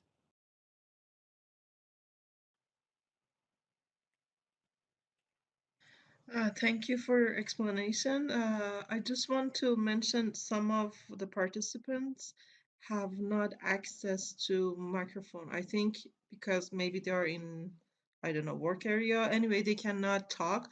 So I suggest maybe they can write because we can see the chat box. So this way they can participate and say what's their idea. Even maybe for like the first question, list the key disaster risk factor. Maybe you just, add the disaster factor. For example, for hazard, we already know it's flooding and the earthquake. So for the second one and third one, maybe they can write in the box if they cannot have access to microphone. I just want to mention that. They can also use the audio if they raise their hand, if they want to comment or question. The NaDiMa team, Mr. Hoffman, can also promote the statutes and give the possibility to use the audio as well. That should not be a problem. Yes, anytime. So anybody who would like to basically comment on this document or question, Mr. Sagi, maybe we start with you. If you have, you are working also in the field of earthquake disaster in Iran, maybe sharing your experience or impression of these numbers, even better in comparison maybe with Iran case and things like this. So yeah, that would be nice, but in first place, I prefer to do the exercise, like just cover the exercise and then we can compare it with Iran. So as I said before, for the risk factors, as it explained in the document, it's flooding and earthquake, and obviously earthquake has greater effect. And then as Dr. Mohaghegh explained, like 75% of people are living in rural area. So probably they are closer to the riverside and they are more affected by the flooding. The diagram showed that, I cannot recall the name, let me check. There is a big district that is affected both by flooding, and it's in the rose diagram, yes. Districts It was Badakhshan? Republican. It's Districts of Republic Subordination. So it has, I think this part it has the greatest risk both for flooding and earthquake. So I guess that this is the part that they have more assets, maybe more, you know, infrastructures, and also it's possible that they have rivers and the fault line, like earthquake fault line, that are active in that area. So, like the smallest part is related to Badakhshani, something like that, that has the least risk for the flooding and earthquake as well. So you can see like in the country, each part has different portion, like they contributed in different way for the risk. So it can give us some idea if we have more assets, infrastructures, facilities, building, population, etc. So we have more vulnerabilities. And the exposure is important as well. I don't know if the participants want to add a few points for this first question. If yes, please write or raise your hand. And if not, we can go to the second part, like how disaster risks negatively affect the socio-economic development of Tajikistan. Is there anyone want to add something?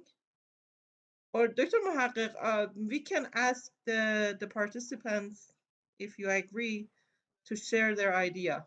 Maybe this way they are more encouraged to participate. I don't know if Dr. Mohaghegh is still there.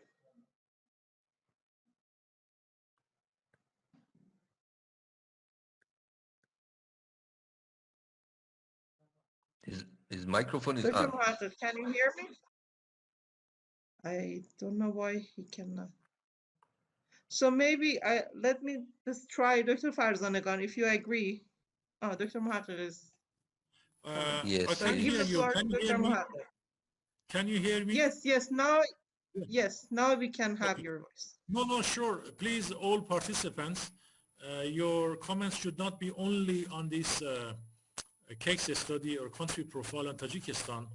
Please share whatever comments or idea you have, even against this paper or the arguments that you are making. So please Dr. feel Mohaghegh, free. your voice is interrupted again.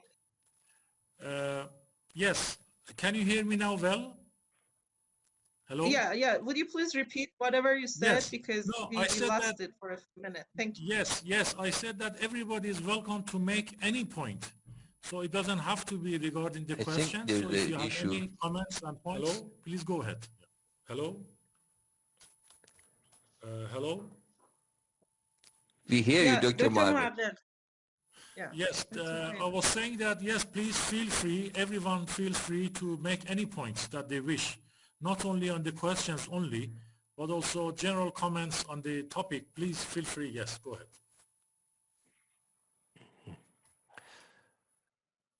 I'm interested, Dr. Mohaghegh, to know about the transmission channel of these economic costs. What was your own direct observation of the countries which got affected, especially in developing countries, low-income countries, by this type of disasters? Of course, the obvious case is the damage on infrastructure and buildings and the things which are destroyed during disasters.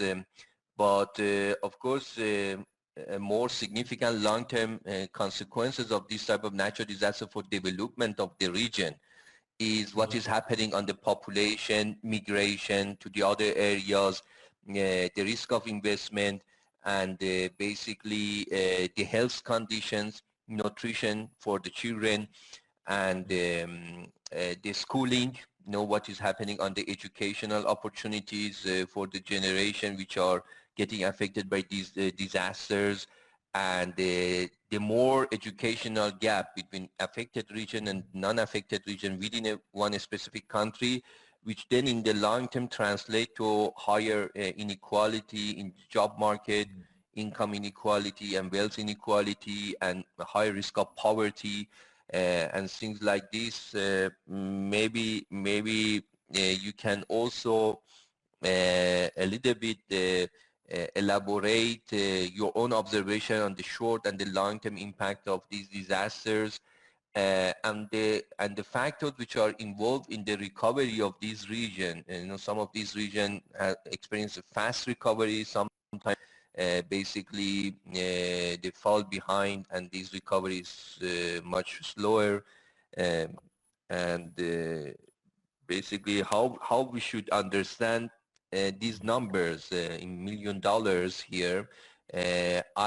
My impression is that these are just a very small part of the short-term, the contemporaneous effects of this disaster in these numbers, which of course relative to the GDP per capita of country could be quite significant, as we see, for example, in case of Tajikistan. The similar numbers maybe in a much larger economy is not that significant cost or significant burden for the overall economy. But for a case of Tajikistan, this is a big number. And important is, I mentioned, to differentiate between short and long-term effects and understand the transmission channels, the mechanisms which disaster might hinder a positive development for the whole region, and might make the situation of inequality and poverty much more worse and crucial. And internal migration, that is also another factor that is important to investigate. Yeah, okay, thank you, Dr. Farzagan. Let me respond to your questions in the format of the questions of this exercise, the breakout sessions. Then we can have a structured, if you like, discussions and results. On the disaster risk factors in Tajikistan, if we start by hazards, as was mentioned, I mean, the paper talks about the flood and earthquake as the two main natural hazards. But as we have spoken, hazards are not limited only to nature. So we could have industrial and human actually hazards crisis too. The country, Tajikistan, has been actually transitioning gradually from the collapse of the former Soviet Union in 1991 and has been involved in a very severe civil war for 2-3 years, which affected the country in all dimensions. And then from 94, 95, gradually there was a peace building. And then years later, it managed to get stabilized and ensure stability, peace, and economic growth gradually. And so when we talk about the hazards in Tajikistan, like many other countries like Iran, we are talking about the natural hazards, and then we are talking about the geopolitical situation, and also about the strategic issues which are contained in the country. Tajikistan is the country in Central Asia, together with other 4, which are Turkmenistan, Uzbekistan, Kyrgyzstan, and Kazakhstan, which has the most water resources, and 70% of the country actually is mountainous. A lot of actually water resources, dams are there, and therefore agriculture is not the biggest, if you like, agriculture area is not the biggest land in Tajikistan, although we have seen that 70% of the people live in sort of rural areas. Therefore, in the former Soviet Union system, the republics, the former republics, were made dependent on each other. For example, Tajikistan is providing water to Turkmenistan and Uzbekistan, and electricity because of its dams, and then importing, let's say, grains, wheat flour, etc., from Kazakhstan, and oil also, and gas from Uzbekistan, for example, and vice versa. So the hazards can be also internal and external. it can be natural and non-natural, it can be industrial and human. So this is good to have all the factors. And also the other important human hazard, human-made or induced hazard, was the internal war and conflicts that lasted many years in Tajikistan and affected the country. So when we look at the hazard side, we should consider all threats, all negative factors that are threatening the country in its internal and external environment. If we go to the second part, which is vulnerabilities, vulnerabilities is the system internal weakness that can make a hazard a disastrous event. So some of them are the physical, actually vulnerabilities. Yes, as Dr. Esaghi mentioned, some of the rural areas are next to the river basins, and therefore many houses are exposed to the risk of floods, but also they are not built in a standard way, and it's not very unusual. I just can give you another example from the urban reduction project that we were doing 8 years ago in Geneva. In Belgrade, next to you, Dr. Farzanega, in former Yugoslavia, there are 40,000 uncertified buildings. And these uncertified settlements and building is a global issue.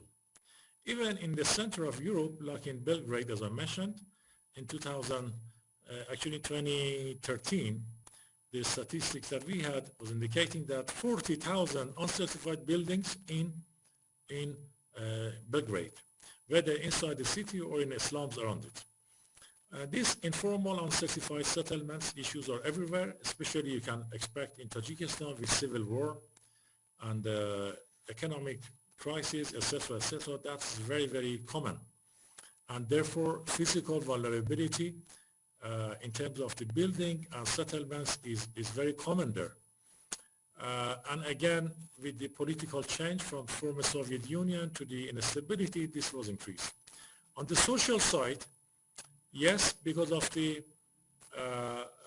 lack of actually proper employment or incomes, many people moved from rural areas because of difficulties in terms of security to maintain their agriculture to cities, and then many urban inhabitants from Tajikistan migrated to other countries, especially Russia. So the social actually composition also was shaken. And then you can look at the social services, social protection, and so on and so forth. On the economic side, it's obvious. We have seen the figures on the impact on GDP, on the vulnerabilities in agriculture, in the effect of the earthquake and flood, etc., etc. An environmental area, although Tajikistan is one of the most natural countries, still are less affected, but the effect of climate change has made the glaciers actually melt very fast, especially in the Badakhshan area and the high area of the Pamir, which is on the eastern side of the country. And so vulnerabilities can range from physical, social, economic, environmental, and then to infrastructural. I remember when I was living in Tajikistan 20 years ago, every week or 2 weeks, the water supply of the city was broken, and there was no water, drinking water available, so we had this problem because the infrastructure was actually affected severely by this instability. Here, then in terms of exposure, you can see the people in urban and rural areas, how they are actually exposed to the agricultural crisis, to the unemployment, to the floods, to the earthquake, etc. Systems are more exposed because of the lack of absence of good management and governance during the civil war.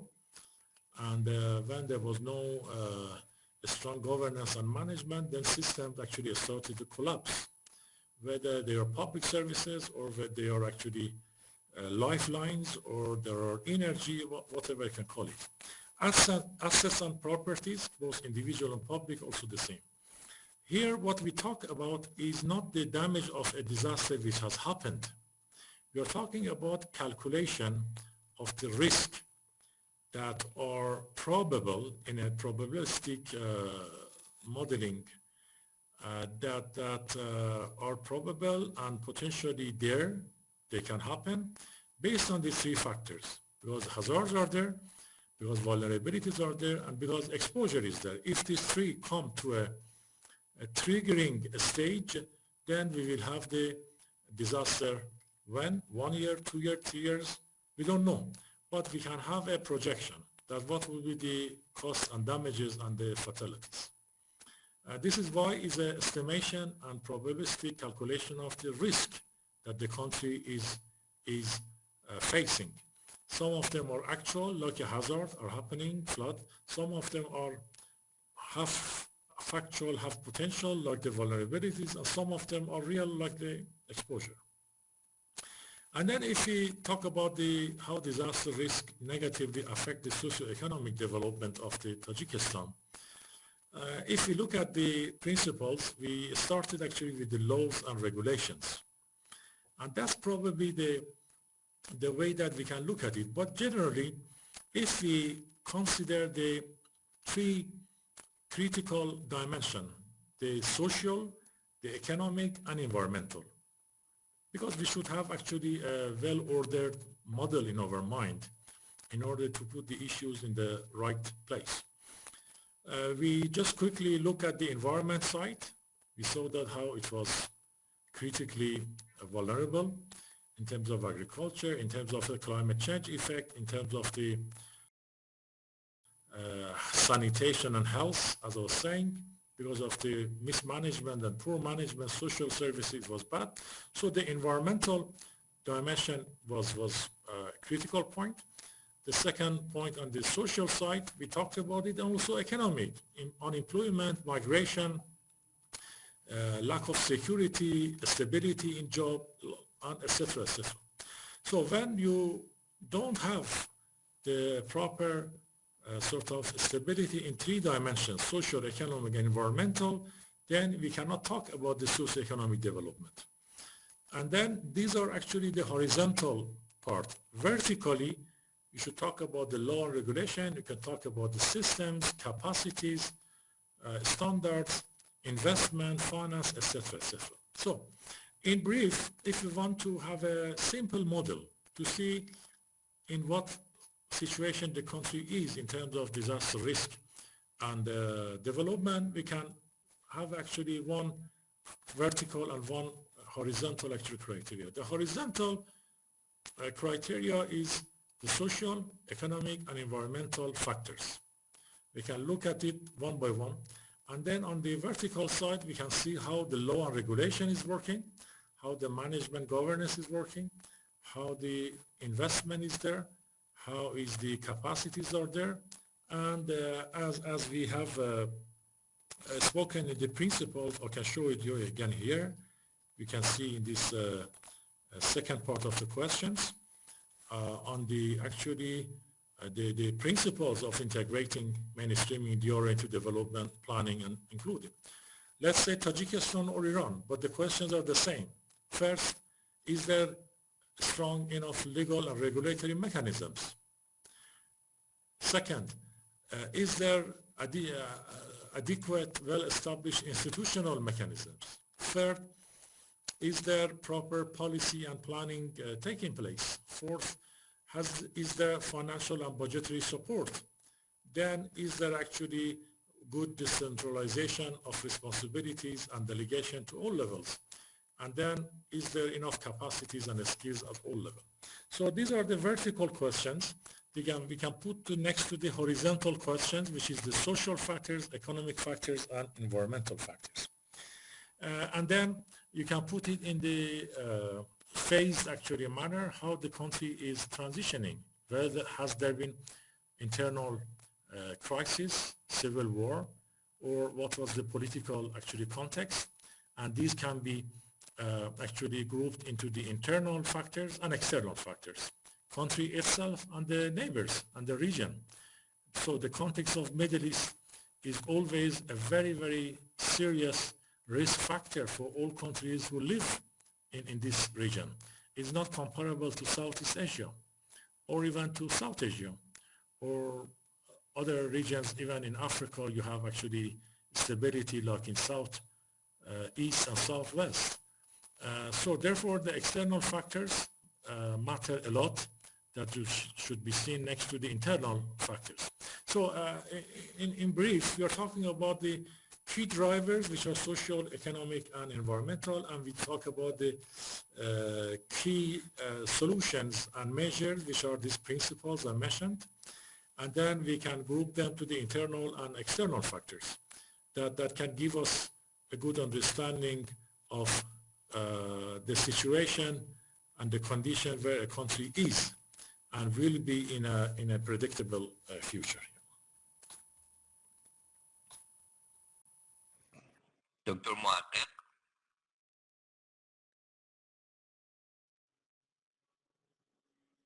Hello. I don't know why we lost him again. Yes. I hope you have heard all what I said. Hello?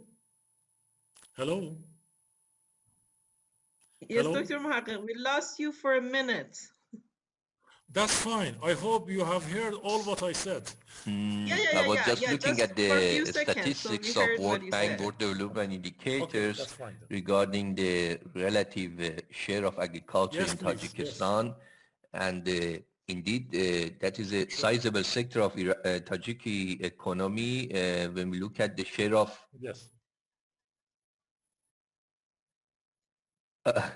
Dr. Mohaghegh, just a complimentary comment on your discussion of agriculture in Tajikistan. I was quickly looking at the statistics in World Bank, and indeed the size of agriculture sector as a percentage of GDP in Tajikistan is quite big. So on average, last decade, this was close to 22% of GDP of Tajikistan, only agriculture, so that shows a big number, especially when we compare it to Europe and Central Asia, which is only 2%.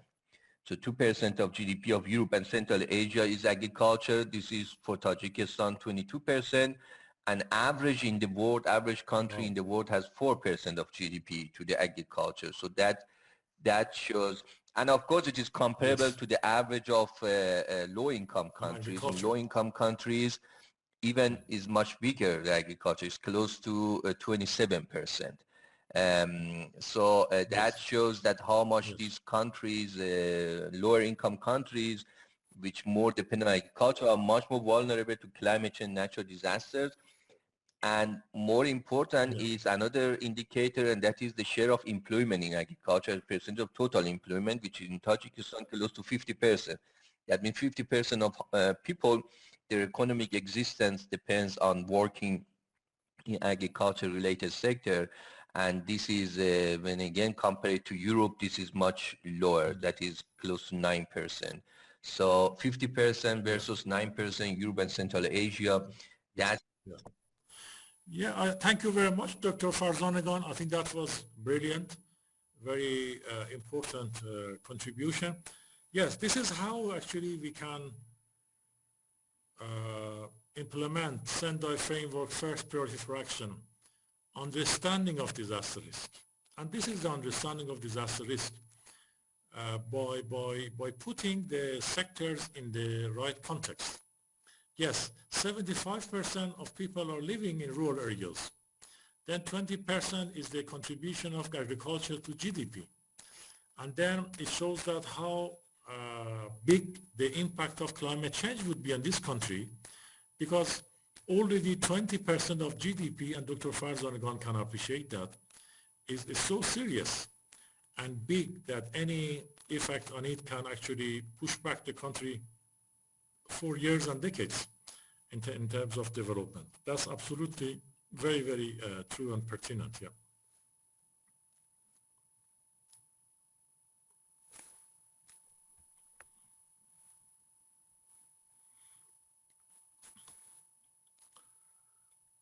Okay.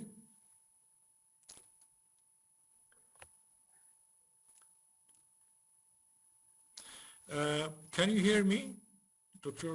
Yes, Farzangan, Dr. yes, Esai? we, Yeah, okay. we hear you. Okay. I have the voice now, unfortunately, lost minutes. Okay, good. Thank you, Ms. Kazemi, for confirmation. But it's okay now. Very good. Therefore, if you agree, I think we had good discussion on these two topics. Now, it's clear that what are we considering as the relationship between disaster risk and development. And disaster risk itself has different factors and parameters, and then the relation with sustainable development also has its own logic. And I think this is an exercise to look deeper, to consider wider the scope of these effects on the life of the people. I suggest we go to the next part of my presentation, and then we have actually the next breakout session exercise together in one group, and that's actually how we formulate actually our actions. If I go back to my presentation, let me continue with that. Okay, very good. So let me go to the next part, and that is the sectors. So I think it's very timely that we are getting into the sector level so we can better check what does it exactly mean to integrate our mainstream disaster risk reduction development sector. Here I've considered two sectors. One is education, other one is road and bridges. I think can provide actually more concrete details in this regard. So here, just an example, in terms of education, Dr. Farzangan also mentioned that a couple of times, formal, informal, etc., etc. Let's see what is the current practices and experience here. The strategic level intervention which is now experienced and available, there are actually three that we can look at them. First, disaster management education should be made compulsory in the curriculum of education, school education, so that every child is aware of natural hazards and the measures that should be adopted in the schools and at home to protect them from injuries during a disaster. I think we talked about it, and I shared some examples also from Iran, but also this is everywhere around the world you can find them. Such education should be imparted in the innovative ways through drills, experiences, film shows, and other means so that the students do not find them to be an additional burden. So disaster risk reduction training should not be seen as another course in the schools. Just as an example, after the Kashmir earthquake in Pakistan 2005, one of the things that UNDRR, our organization, was done was to develop games. Games for children and kids in a school. Then through these games, paper games, key concept of risk reduction was transferred. And I think that was received very well. So it doesn't need to be a text or a sort of homework. It can be innovative through films, movies, games, etc., etc. This would require revision of school curricula, the development of textbooks and teaching aids, and the training of teachers. That also needs training of trainers. So another strategy for education is that disaster risk reduction requires advanced scientific, technical, and professional skills on subjects like earthquake, engineering, meteorology, hydrology, communication, technology, disaster medicine, psychological care, and emergency management. Thus, colleges, universities, and technical and professional institutes should design advanced courses that respond to the demand for human resources in all areas of disaster specialization. So this is not available, it should be designed. Not only for experts, researchers, but for everyone, from a simple relief worker to a disaster manager, to a nurse, to a municipality officer, to anyone. So this should be designed by universities and colleges. This is another strategy. The third strategy is every school building must be made resistant to disasters by following earthquake and other disaster-resistant building designs and technology. Similarly, disaster safety audits of all school buildings should be conducted. All unsafe schools must be retrofitted to make them resistant to disasters. This will be a relatively difficult task because the technical and financial resources necessarily for such retrofitting may not be available. Education departments should put forward a strategy to prioritize a school safety program for high-risk schools in high-risk zones. The program can be extended to other areas in a phased manner. For your information, in 2006, there was a global study by UN on the most at-risk areas in disasters, most vulnerable. And then it was clear that first, the most vulnerable places in disaster in the world are schools, and secondly, hospitals and medical centers. So it was very shocking because schools are usually gathering kids and children together, and the buildings were not safe, very vulnerable, very old, and weak. Therefore, there were actually two global campaigns in 2007 and 8. Or it was actually 6 and 7 on the global school safety campaign. And then there was in 2008 and 9 actually global hospital safety campaign in order to show the serious situation of schools and medical centers in disasters. In many countries, schools and hospitals, which are the most important infrastructure to protect the people, are the most vulnerable and at-risk actually entities. And therefore, school safety and training center safety is another important strategy, and that requires funding, strategic planning, resources is not easy. For example, in Iran, there are 114,000 schools at primary, secondary, and tertiary levels. And I think a school safety campaign was one of the first project that started after the Marginal earthquake. Next to the school safety earthquake drills and training, and I think in rural areas it had very good progress for many years in terms of the school safety and retrofitting. Okay, this was on education. You see that how the topic of risk and disaster is coming so close to development and normal life that we have. This is just one example on education, and the strategies was actually on the training, on the developing the design of the courses, and also on the school safety, and these are the 3 strategic interventions for education sector. If there is any question or comment or clarification, we can take. Otherwise, I can continue with another example of another sector. Can I be heard well? Do you hear me? No problem? Yes, we can hear you well. Okay, very good, very good. Okay, then let me go to the second example of the sectors, and that's road and bridges. What are the actually mainstreaming or integrating disaster risk reduction into road and bridge sector means? Some options are there, and these are some global experience and the conclusions which are available.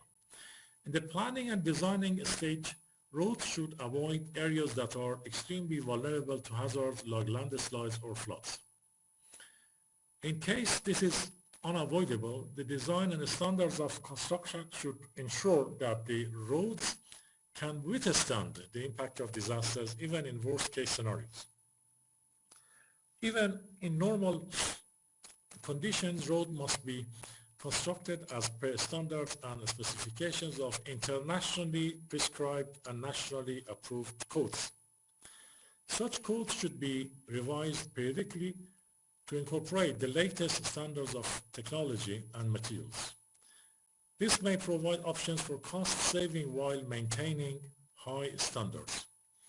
I can mention an example of Iran 2 years ago after the big floods, that we had some discussion with the Ministry of Road and Urban Development for future collaboration, and it turned out that the Ministry of Road and Urban Development has a lot of its own safety regulation, for example on railway, on roads, on airports, etc., etc.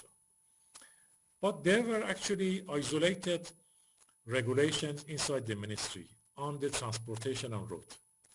They were not linked, connected, or aligned with other sectors such as environment. This is why during the flood in Iran 2 years ago, a lot of actually road and transport infrastructure was destroyed. About 5,000 kilometers. 5,000 kilometers of roads and transport infrastructure actually were destroyed because they did not look at other sectors such as environment. And the changes was happening in the deforestation, in the natural resources, in the water management, and that was why, and also in the actually roads. The urban planning affected the roads, and then the deformation of the sort of social planning in the municipalities, and that was clear that road and transportation can no longer work for itself. They should work with the environment, they should work with urban planning, they should work with the agriculture, etc., etc. Two, the actual construction of roads must conform to approved design and specifications. Many roads and bridges collapsed due to faulty construction related to the poor supervision of the work, the poor quality of materials used, or other unethical practices, which is lack of rule of law. And this is very important in many countries, like in Iran. Dr. Esaghi can confirm that from BHRC.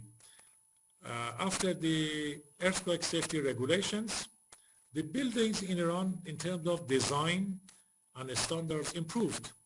But yes, there was still the problem of the quality of the materials that required a lot of extra work. And BHRC had to also supervise and certify the quality of materials. Am I right, Dr. Esaghi, in this regard? Actually, I think it was better if someone from the road part would answer this, but for case of earthquake, I'm pretty sure that we have problem for the both supervision and material. And we had the cases for Sarapul Zahab earthquake, because again, it's the supervision and the material. That's why I mentioned this. There was a group from BHRC, they went to the area. I think it happened for the flood as well. And they check the construction and the materials. And they realized the two main problems. First, the regulation was not applied. I mean, the supervision was not working very well, obviously. And also the material that they use, they confirm it, like they test it. They brought some materials in BHRC and they tested, or they tested on site, and they saw that it was not properly implemented. It was not based on the standards that they should, use and follow. So that's right. I know for both cases, there were groups from here, BHRC, from different sectors. They went to the sites and they checked the materials. And they realized that we have problem in both supervision and the use of standard material. Okay, good. Thank you very much. So other two strategic interventions for roads and the bridges and options, well-designed and smartly constructed roads have collapsed due to poor standards of maintenance. The upkeep and maintenance of roads and budgets and bridges are as important as new construction projects, but this does not receive adequate attention from the authorities due to the poor allocation of budget for maintenance. I think on these both examples, recently, I think one was in Italy, the collapse of one big bridge, if I remember the name of the city. You may have heard that just in recent years there was a big bridge collapse in Italy, and the reason was exactly the maintenance, the lack of maintenance. And also on the materials, we could also mention the example of this tower in London a few years ago, I think it was a couple of years ago, that burned in fire, and the reason was the facets, the material used actually on the appearance of the building, which was not in line with the risk reduction standards. So on the materials and also on the maintenance, there are a lot of examples. I'm sure that other examples are in many countries, like the Pelasco Tower fire in Tehran. I think the maintenance of the electric and the energy supply network was probably one of the key reasons. So the issue of the maintenance is equally important as starting a new construction. And then fourth strategy, well-planned, designed, constructed, and maintained roads may survive the hazards of nature, but they may create new risk of disasters if the possible impact on the surrounding environment are not considered and dealt with. For example, the raising of a road embankment in low-lying area may obstruct the natural drainage of water and create a risk of flooding. That was exactly the case of Gulistan province in 2 years ago flood, where actually that railroad blocked the drainage of the natural water. The construction of a road through a forest may involve the felling of trees and the blocking of a natural corridor for the movement of wild animals. These possibilities need to be anticipated at the time of initial planning or designing of a project on roads and transportation and like bridges. Okay, and the last strategy for road and bridges. Mainstreaming disaster risk reduction within road sector means anticipating these issues and factoring the various possibilities into the planning, design, construction, and maintenance, so the road projects promote economic development without creating any risk of disasters while remaining resilient in the face of current and emerging risk of disasters. And we should also be aware of that, the fact that road and transport sector is one of the very, very critical and most important sectors in development, together with communication and telecommunication, which are the backbone of the development of countries. Okay, here I mentioned a few actually tools that are used for mainstreaming disaster risk reduction in projects. You can refer to them later. Among them, there are actually 5 which are used in Asia Pacific, and I wanted to share with you. Marginal investment analysis, cost benefit analysis, multi-purpose development projects, disaster impact analysis, and checklist for DRR. On the marginal investment analysis, the concept is that mainstreaming DRR does not necessarily mean that a large amount of new investment must be made for risk reduction in every project. Existing investment can be designed and calibrated in a way that does not exacerbate the latent risk or create new disaster-related risk. This is almost the conversation that I had with Dr. Farzaneh a short while ago. That is not only about new money, new projects, it's about actually adjustment and improving the quality of planning and budgeting. But incorporating elements of risk resilience into concept design, management, and evaluation of existing and new programs, activities, and projects may necessitate additional investment. So this incorporation, of course, need additional investment. The tools of marginal investment analysis are useful to determine the effectiveness of such additional investment for DRR. If you want to invest disaster reduction efforts for any big project or program, then we can use this. The construction of schools, hospitals, roads, bridges, and buildings, for example, are investments that are routinely made in public or private sectors in every country in different hazard zones. It's not new building hospitals or schools, but these structures are not always resistant to the hazards in a way that they're built. Making them as hazard resistant as possible requires an additional investment of marginal nature. It's called marginal nature. It means extra, which most countries fail to do, to put this extra or marginal investment, thereby leaving them vulnerable to earthquakes, landslides, floods, and cyclones. For example, they spent $1 million on a big building or a project, but they failed to spend about $10,000 for its safety measures. Like also private building that they were putting money for everything except small money for the safety of the building. This is why it's called is marginal investment, is the extra last piece.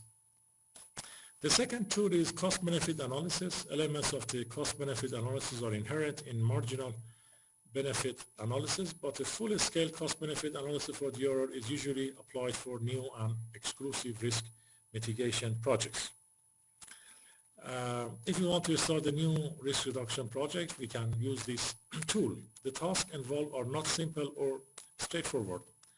The cost of such project can be estimated in terms of project investment, but the benefit cannot be calculated so easily because they are largely the direct and indirect damage and losses that did not occur or were reduced.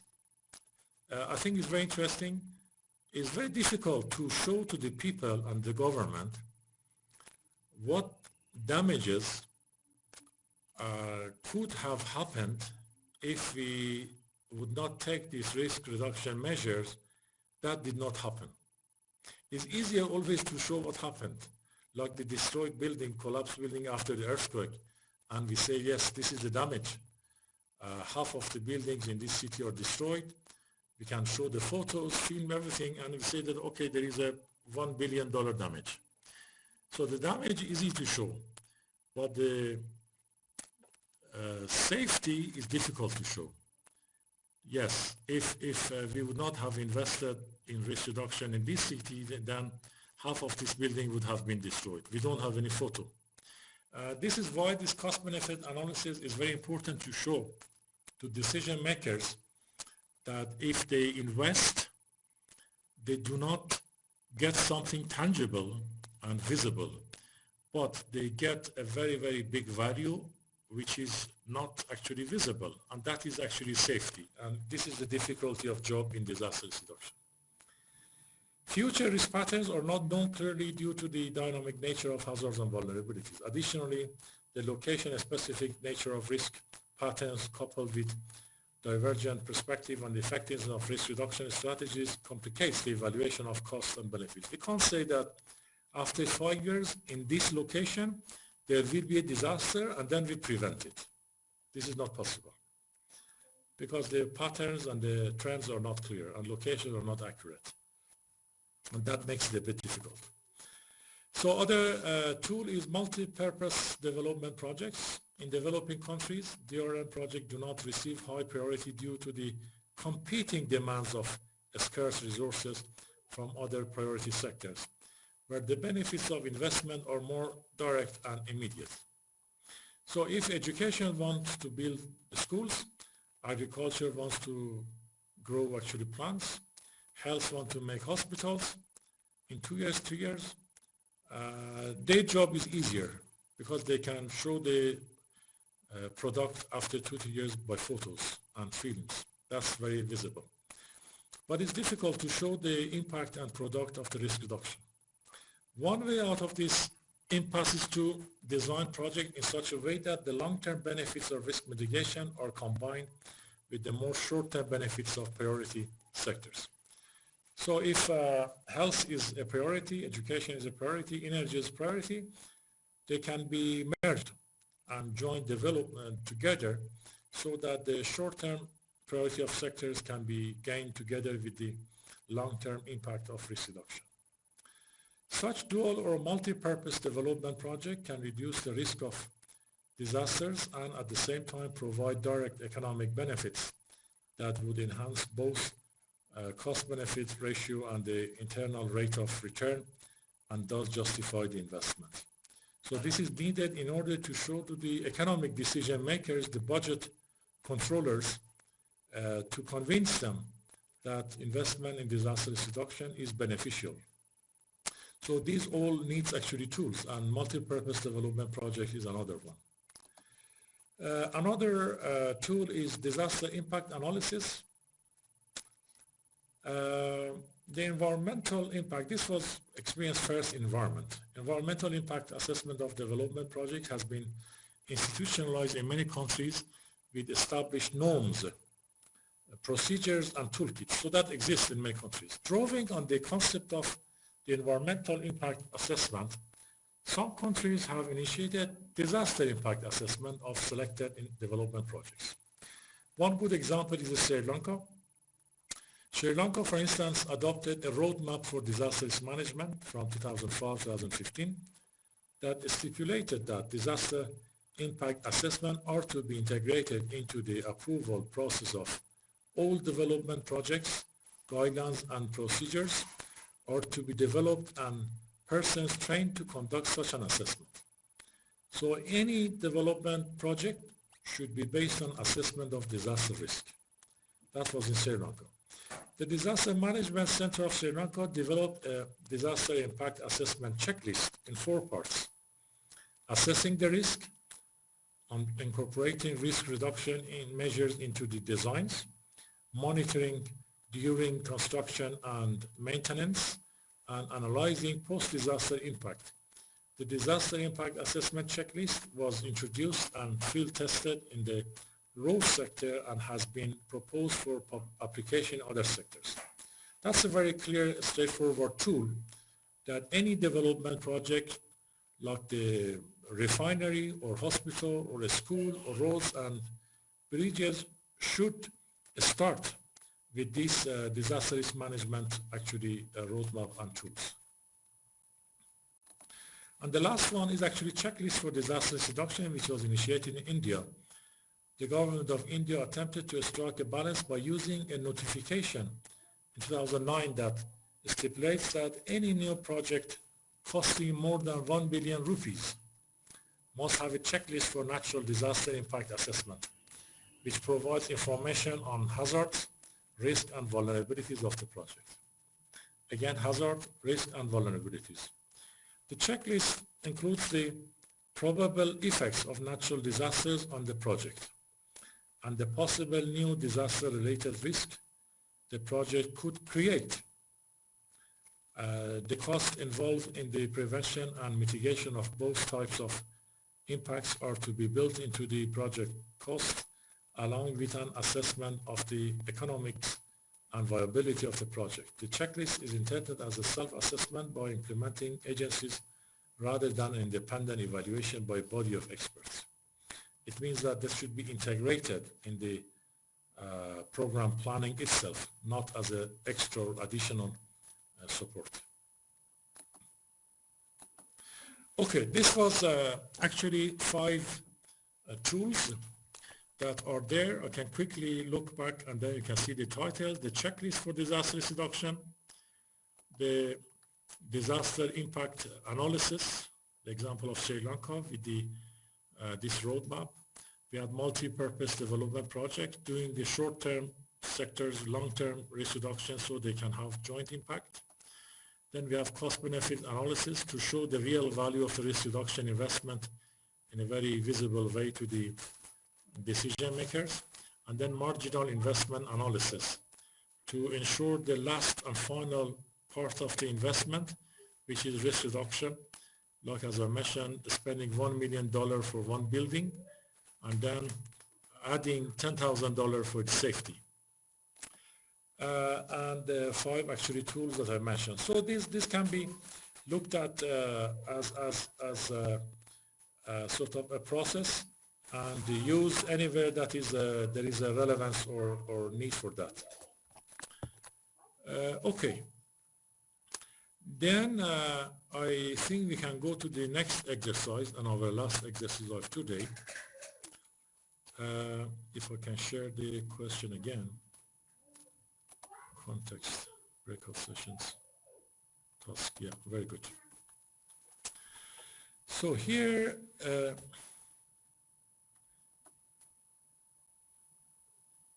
breakout session task. No, this is actually the earlier days. Mr. Hoffman, can I have the breakout session task of today, the second part, please, again? Yes, sure. I don't have it. Yes. I don't have it yet. Thank you very much.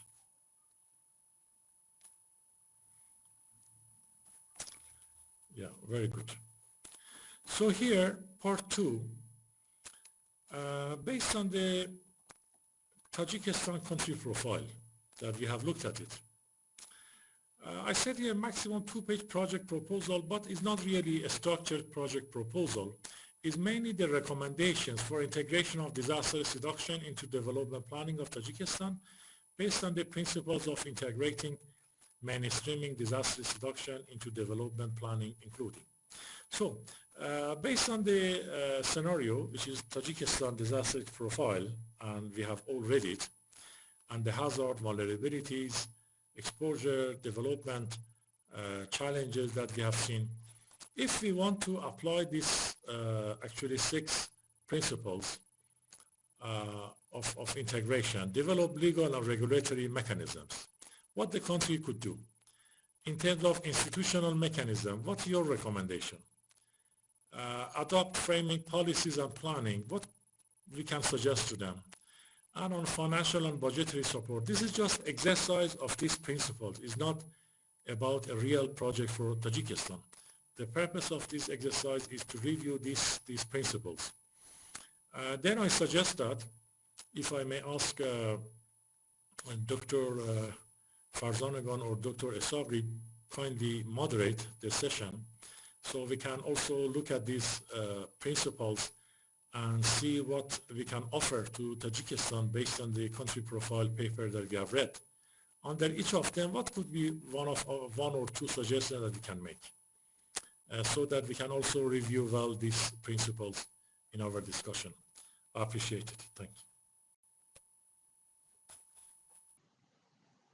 So Dr. Farzan, maybe we can start if they, participant has any points, they can raise their hand or use the microphone. Exactly. Feel free to join. You can speak in Farsi if you would like, and let's continue. So Dr. Farzan, again, do you want to give some suggestion, or maybe I should start? I don't know. Maybe you start. Yes, I Always mean, you have better. most of these points which Dr. Mohaghegh mentioned in this second part, more or less we reviewed that when we were talking, for example, about the type of political institution, whether decentralization might be a solution to reduce the risk of natural disaster, to better management of disaster risk, or this is the centralized system which might be more effective to prepare the society and to implement the programs and the projects which are best increase the resilience of the society against forthcoming disasters. So there is a mixed evidence here to what extent a decentralized system in the case of Tajikistan, because the focus of this example is Tajikistan, could be an option. On one side, the decentralization may also mean that you assign decision makers at the regional level who are more familiar with the regional conditions and the regional risk, much probably better than the others who are not from that region. So they have the local knowledge, and they may be also more able to establish a type of relationship and trust to local people and the citizen, and have more cooperation with the local people and communities to prepare better for forthcoming disasters and react also much more faster and more efficient to disasters and dealing with that. On one side, of course, on the other side, decentralization might not necessarily work for the case of Tajikistan, a country which basically coming from Soviet Union and has a long history of reliance on the center, decentralization practice and mentality is quite strong. And so in a sense, successful decentralization needs pre-requirement from availability of skilled human resources and infrastructure and things like this, which might not always work, and especially when the corruption in the country is high. Decentralization might simply make the situation even much worse in the form of decentralizing corruption as well, and the control at the regions and remote areas might be much more challenging for the central government in that sense. So decentralization might be a solution, but not everywhere and not under all conditions. So here in Tajikistan. And then of course, it talked about providing financial budgetary support. We learned that the Tajikistan GDP per capita around $800.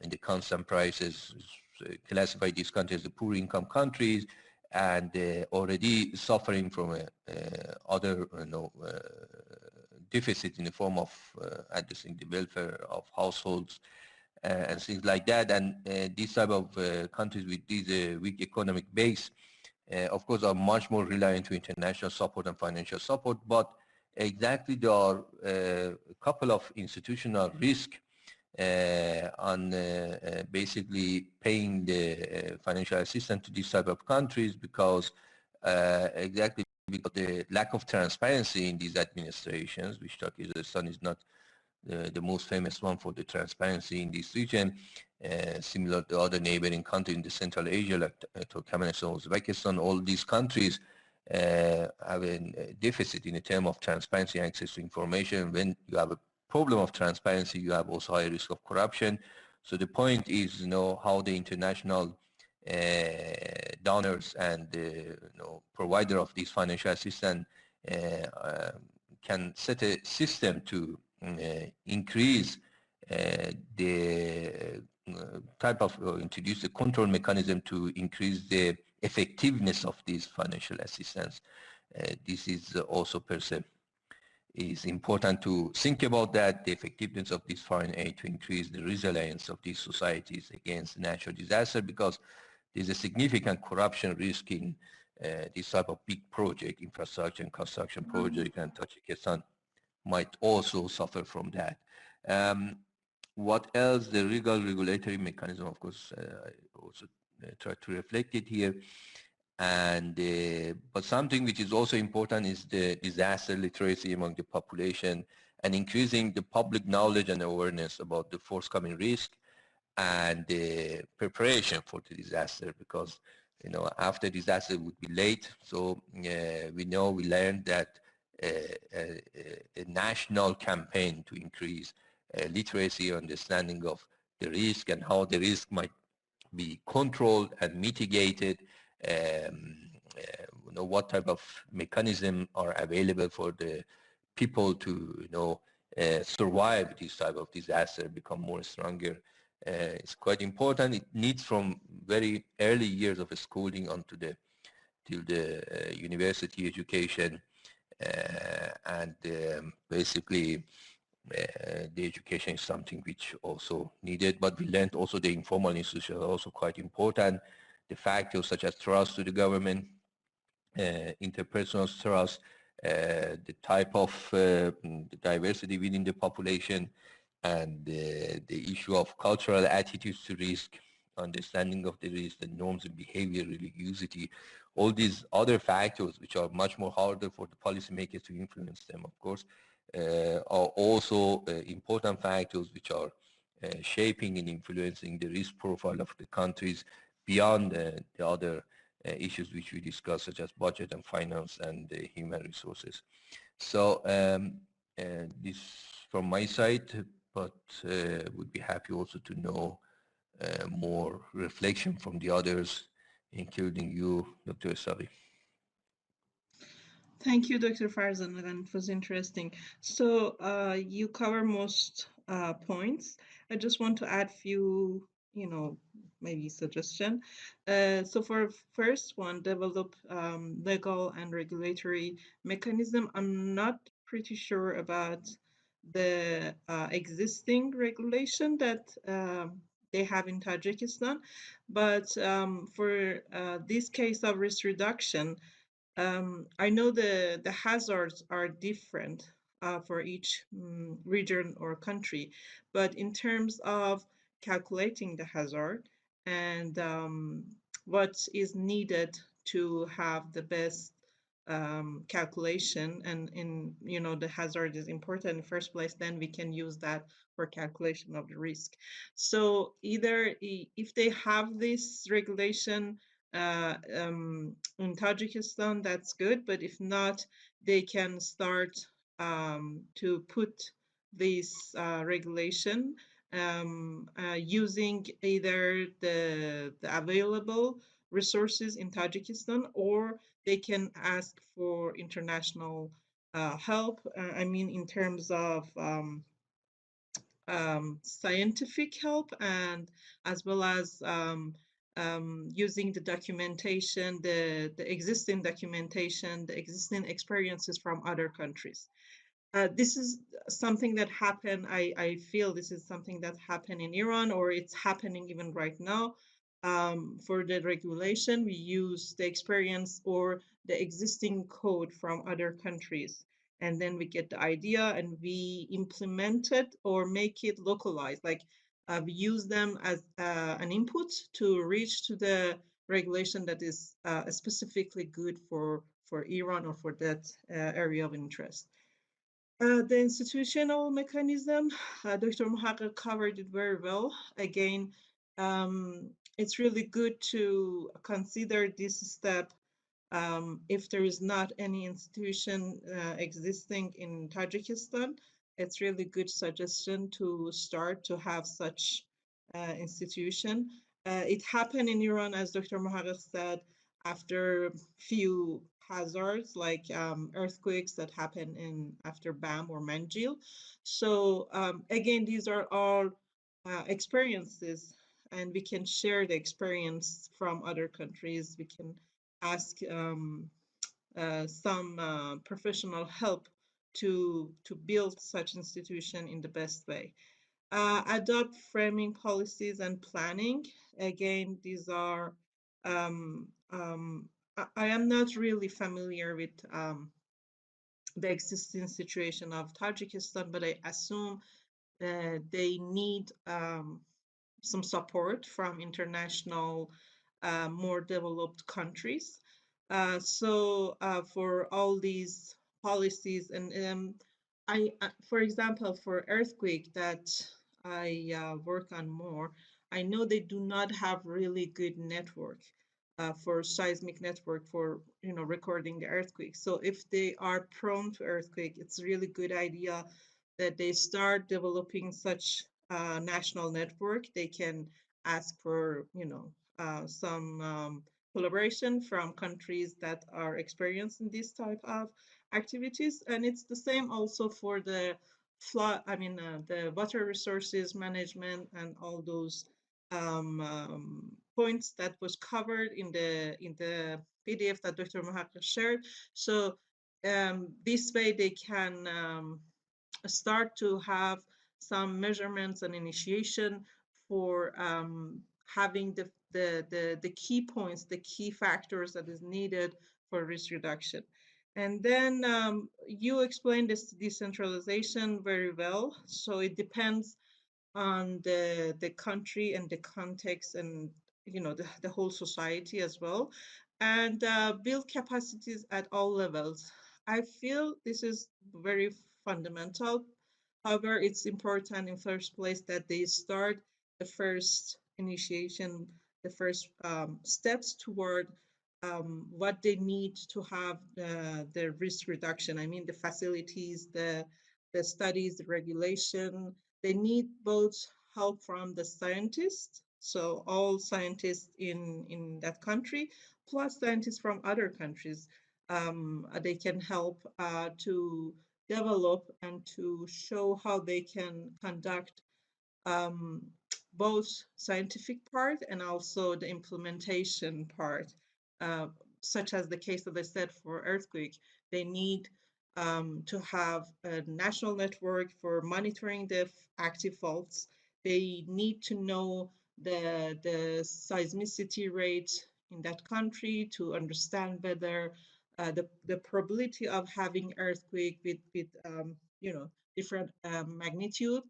And then based on that, they can improve the knowledge that they have for the hazard, which in long term reach to better risk management. These are the points that I thought about. So maybe Dr. Mohaghegh can add more points, or if the participants have any suggestion, please again feel free to write, or you can raise your hand. So Dr. Mohaghegh, floor is yours. Hello, can you hear me? Yes, that's clear, Dr. Mohaghegh. Yeah, it seems that I can speak only with camera, so I cannot switch off my camera, and this is probably an arrangement made. Okay, good. Thanks very much. I think we covered a lot of important issues with your remarks, Dr. Esagi, and also those of Dr. Farzanagan. On the legal, actually, setups, let me get back to the list again. Yes. Just a second here. Okay, develop legal and regulatory mechanisms. I think that depends also on the context of the countries. Some actually, as Dr. Farzana mentioned, on the federal or centralized system, but that's also, it can be on the actual context of the countries where the need is more.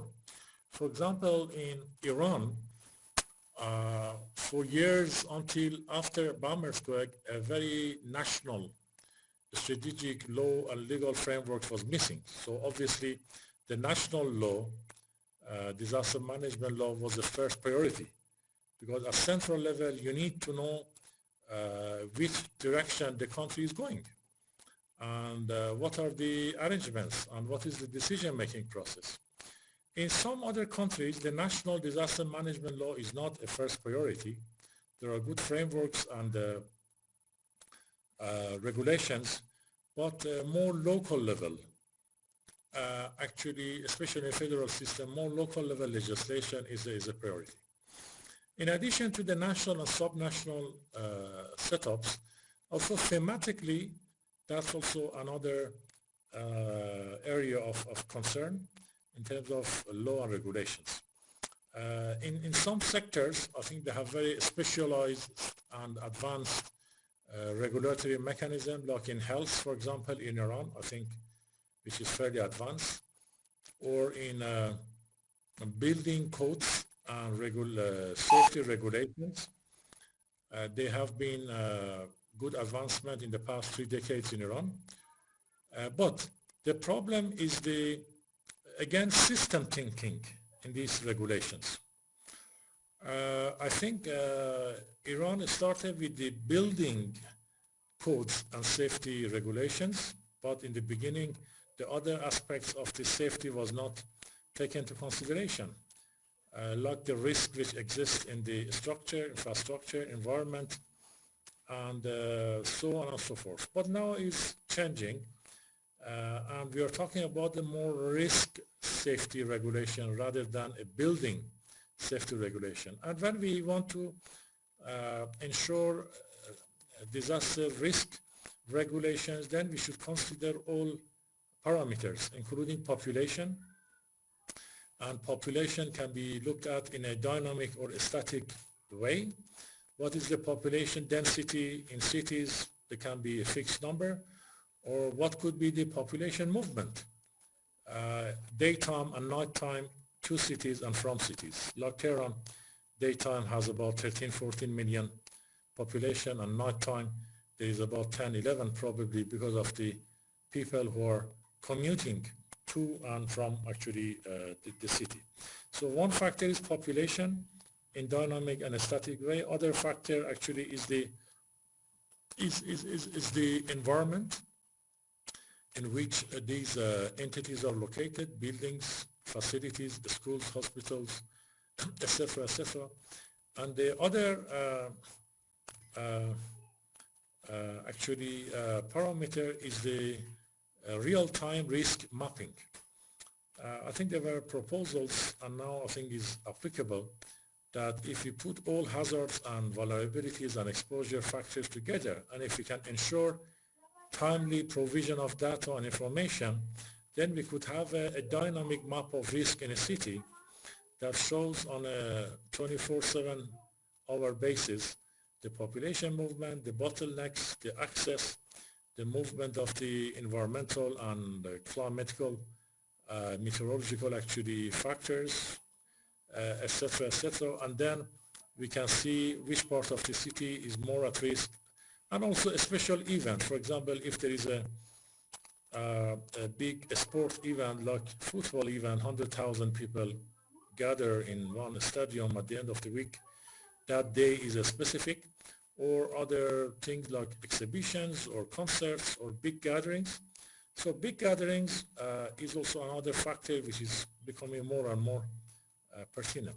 So altogether, when we talk about the legal and regulatory mechanisms, is about almost everything, from a national disaster management law to be approved by the parliament, down to the sectors, to the localities, to the locations, levels, and also between risk factors such as population, density, population movement, geography, etc., etc. On the setup institutional mechanism, I think we talked about it. Again, here institution is beyond organization, and that means actually bringing all actors and factors of the issue together in a right platform so they can actually interact properly, like the National Platform for Disaster Risk Reduction that I mentioned. And the policies and planning, I think we talked sufficiently about it. Provide financial and budgetary support. We can talk a little bit more on that. On the financing disaster risk reduction is an independent big issue. As I mentioned on Friday, one of the four big global frameworks which are adopted in 2015, in addition to Sendai Framework, Paris Agreement, and the SDGs, was the Addis Ababa Declaration on Financing Development. And here is actually the whole concept of philosophy of how financing should be secured and should be remitted. Is not only bringing new funds, is about how budgeting and finance can be regulated in such a way that it supports risk reduction measures in development projects and programs. And in the tools we mentioned, we saw that in Sri Lanka, for example, there is a roadmap, disaster management. So any development project should be verified and vetted with regard to the risk reduction, and then money should be given to that. So here on the budget and finance comes exactly together with policy and plans. So we should talk always about plan and budget, not separately. So if the plan goes well, is integrating disaster risk reduction, then it should transmit this integration to budget and finance too. So money should be given only with good plan, and good plan is there only if it is disaster risk reduction informed and integrated. And on the decentralization, I think we talked about it well, but again, it's not only vertically and geographically from capital to provinces to local level, it's also transversally from line ministries to each other, from the Ministry of Interior to other actually actors, state or non-state actors like NGOs, community-based organization. Again, we saw how much people-centered approach is important. If it does not apply, then we cannot see the positive change or impact of risk reduction. And where actually the formal government measures cannot reach and have influence, then community-based organizations and people-centered approach can be very, very helpful and necessary. And again, last but not least, on the capacities, as was mentioned, I think capacity is at all levels and in all sectors. So is like, again, to borrow from this economic term value chain, if we have 9 rings of the value chain of disaster risk reduction available and only 1 ring is missing, then is not connected, so there is no result. And the important thing actually is to ensure capacity and ensure actually a standing capacitation at all levels. And as was mentioned in the presentation, maintenance is critical. So nothing can be finished in 1 year. After we started very well, then the maintenance on the safety, on regulations, on policies should go ahead, which requires constant monitoring and periodical regular evaluation and feedback so that the gaps can be identified and cracks can be filled and covered. As such, I think we have probably covered the key principles for integration of disaster risk reduction into development programs. Of course, there are many sets of other issues, such as on the tools, standards, methodologies, processes, but anyway, it's useful to agree on a set of principles that can guide the work of the actors, government or non-government actors, to make sure that we are not missing any big important piece in all of these efforts. Yeah, thank you. Thank you very much, Dr. Mohaghegh, for this very informative 2 days workshop and lots of information and discussions, comments by the colleagues, participants, basically on this very important topic. Your knowledge and your information from person who is basically connecting theory to practice is very, very, very helpful to find out what type of theories are really working in practice and under which conditions. So I personally enjoyed, and I'm sure that the other participants and the colleagues also learned much from your presentation. So with this, we would like to conclude this event of NaDiMa, and I would like also at the same time invite you to join us for the next event, final workshop in this year, which I've sent the link in the chat to our 15th NaDiMa dialogue. Would be also related to the topic of disaster, but from engineering perspective this time more. And also, as I mentioned on the Friday, we would have a closing panel on the 9th of December, in which some of our colleagues in the field of economics basically reflect on a variety of issues from Paris Agreement and resource-rich countries, and the issue of compulsory insurance for the natural disasters, and also how we can use the satellite picture to measure the development effects of disasters. So that would be 3 speakers and 2 discussants from Germany who basically I would also invite you to join that closing panel. The information is not online, will be published online soon. And so with this, I would like again to thank Dr. Mohaghegh for the time and the material that he prepared for us, and also all other participants and NaDiMa team who basically supported organization of this event. And with this, I would like to say goodbye and see you hopefully in the next events. Dr. Essari, if you would like also to say a few words. So I joined with the camera now. I would like to thank you Dr. Mohaghegh, Dr. Farzanagan, and all the supporting team. It was really interesting. I enjoyed it myself as well. And I hope that the participants take really interesting and important key points from this presentation. Thank you again and hope to see you for the next dialogue.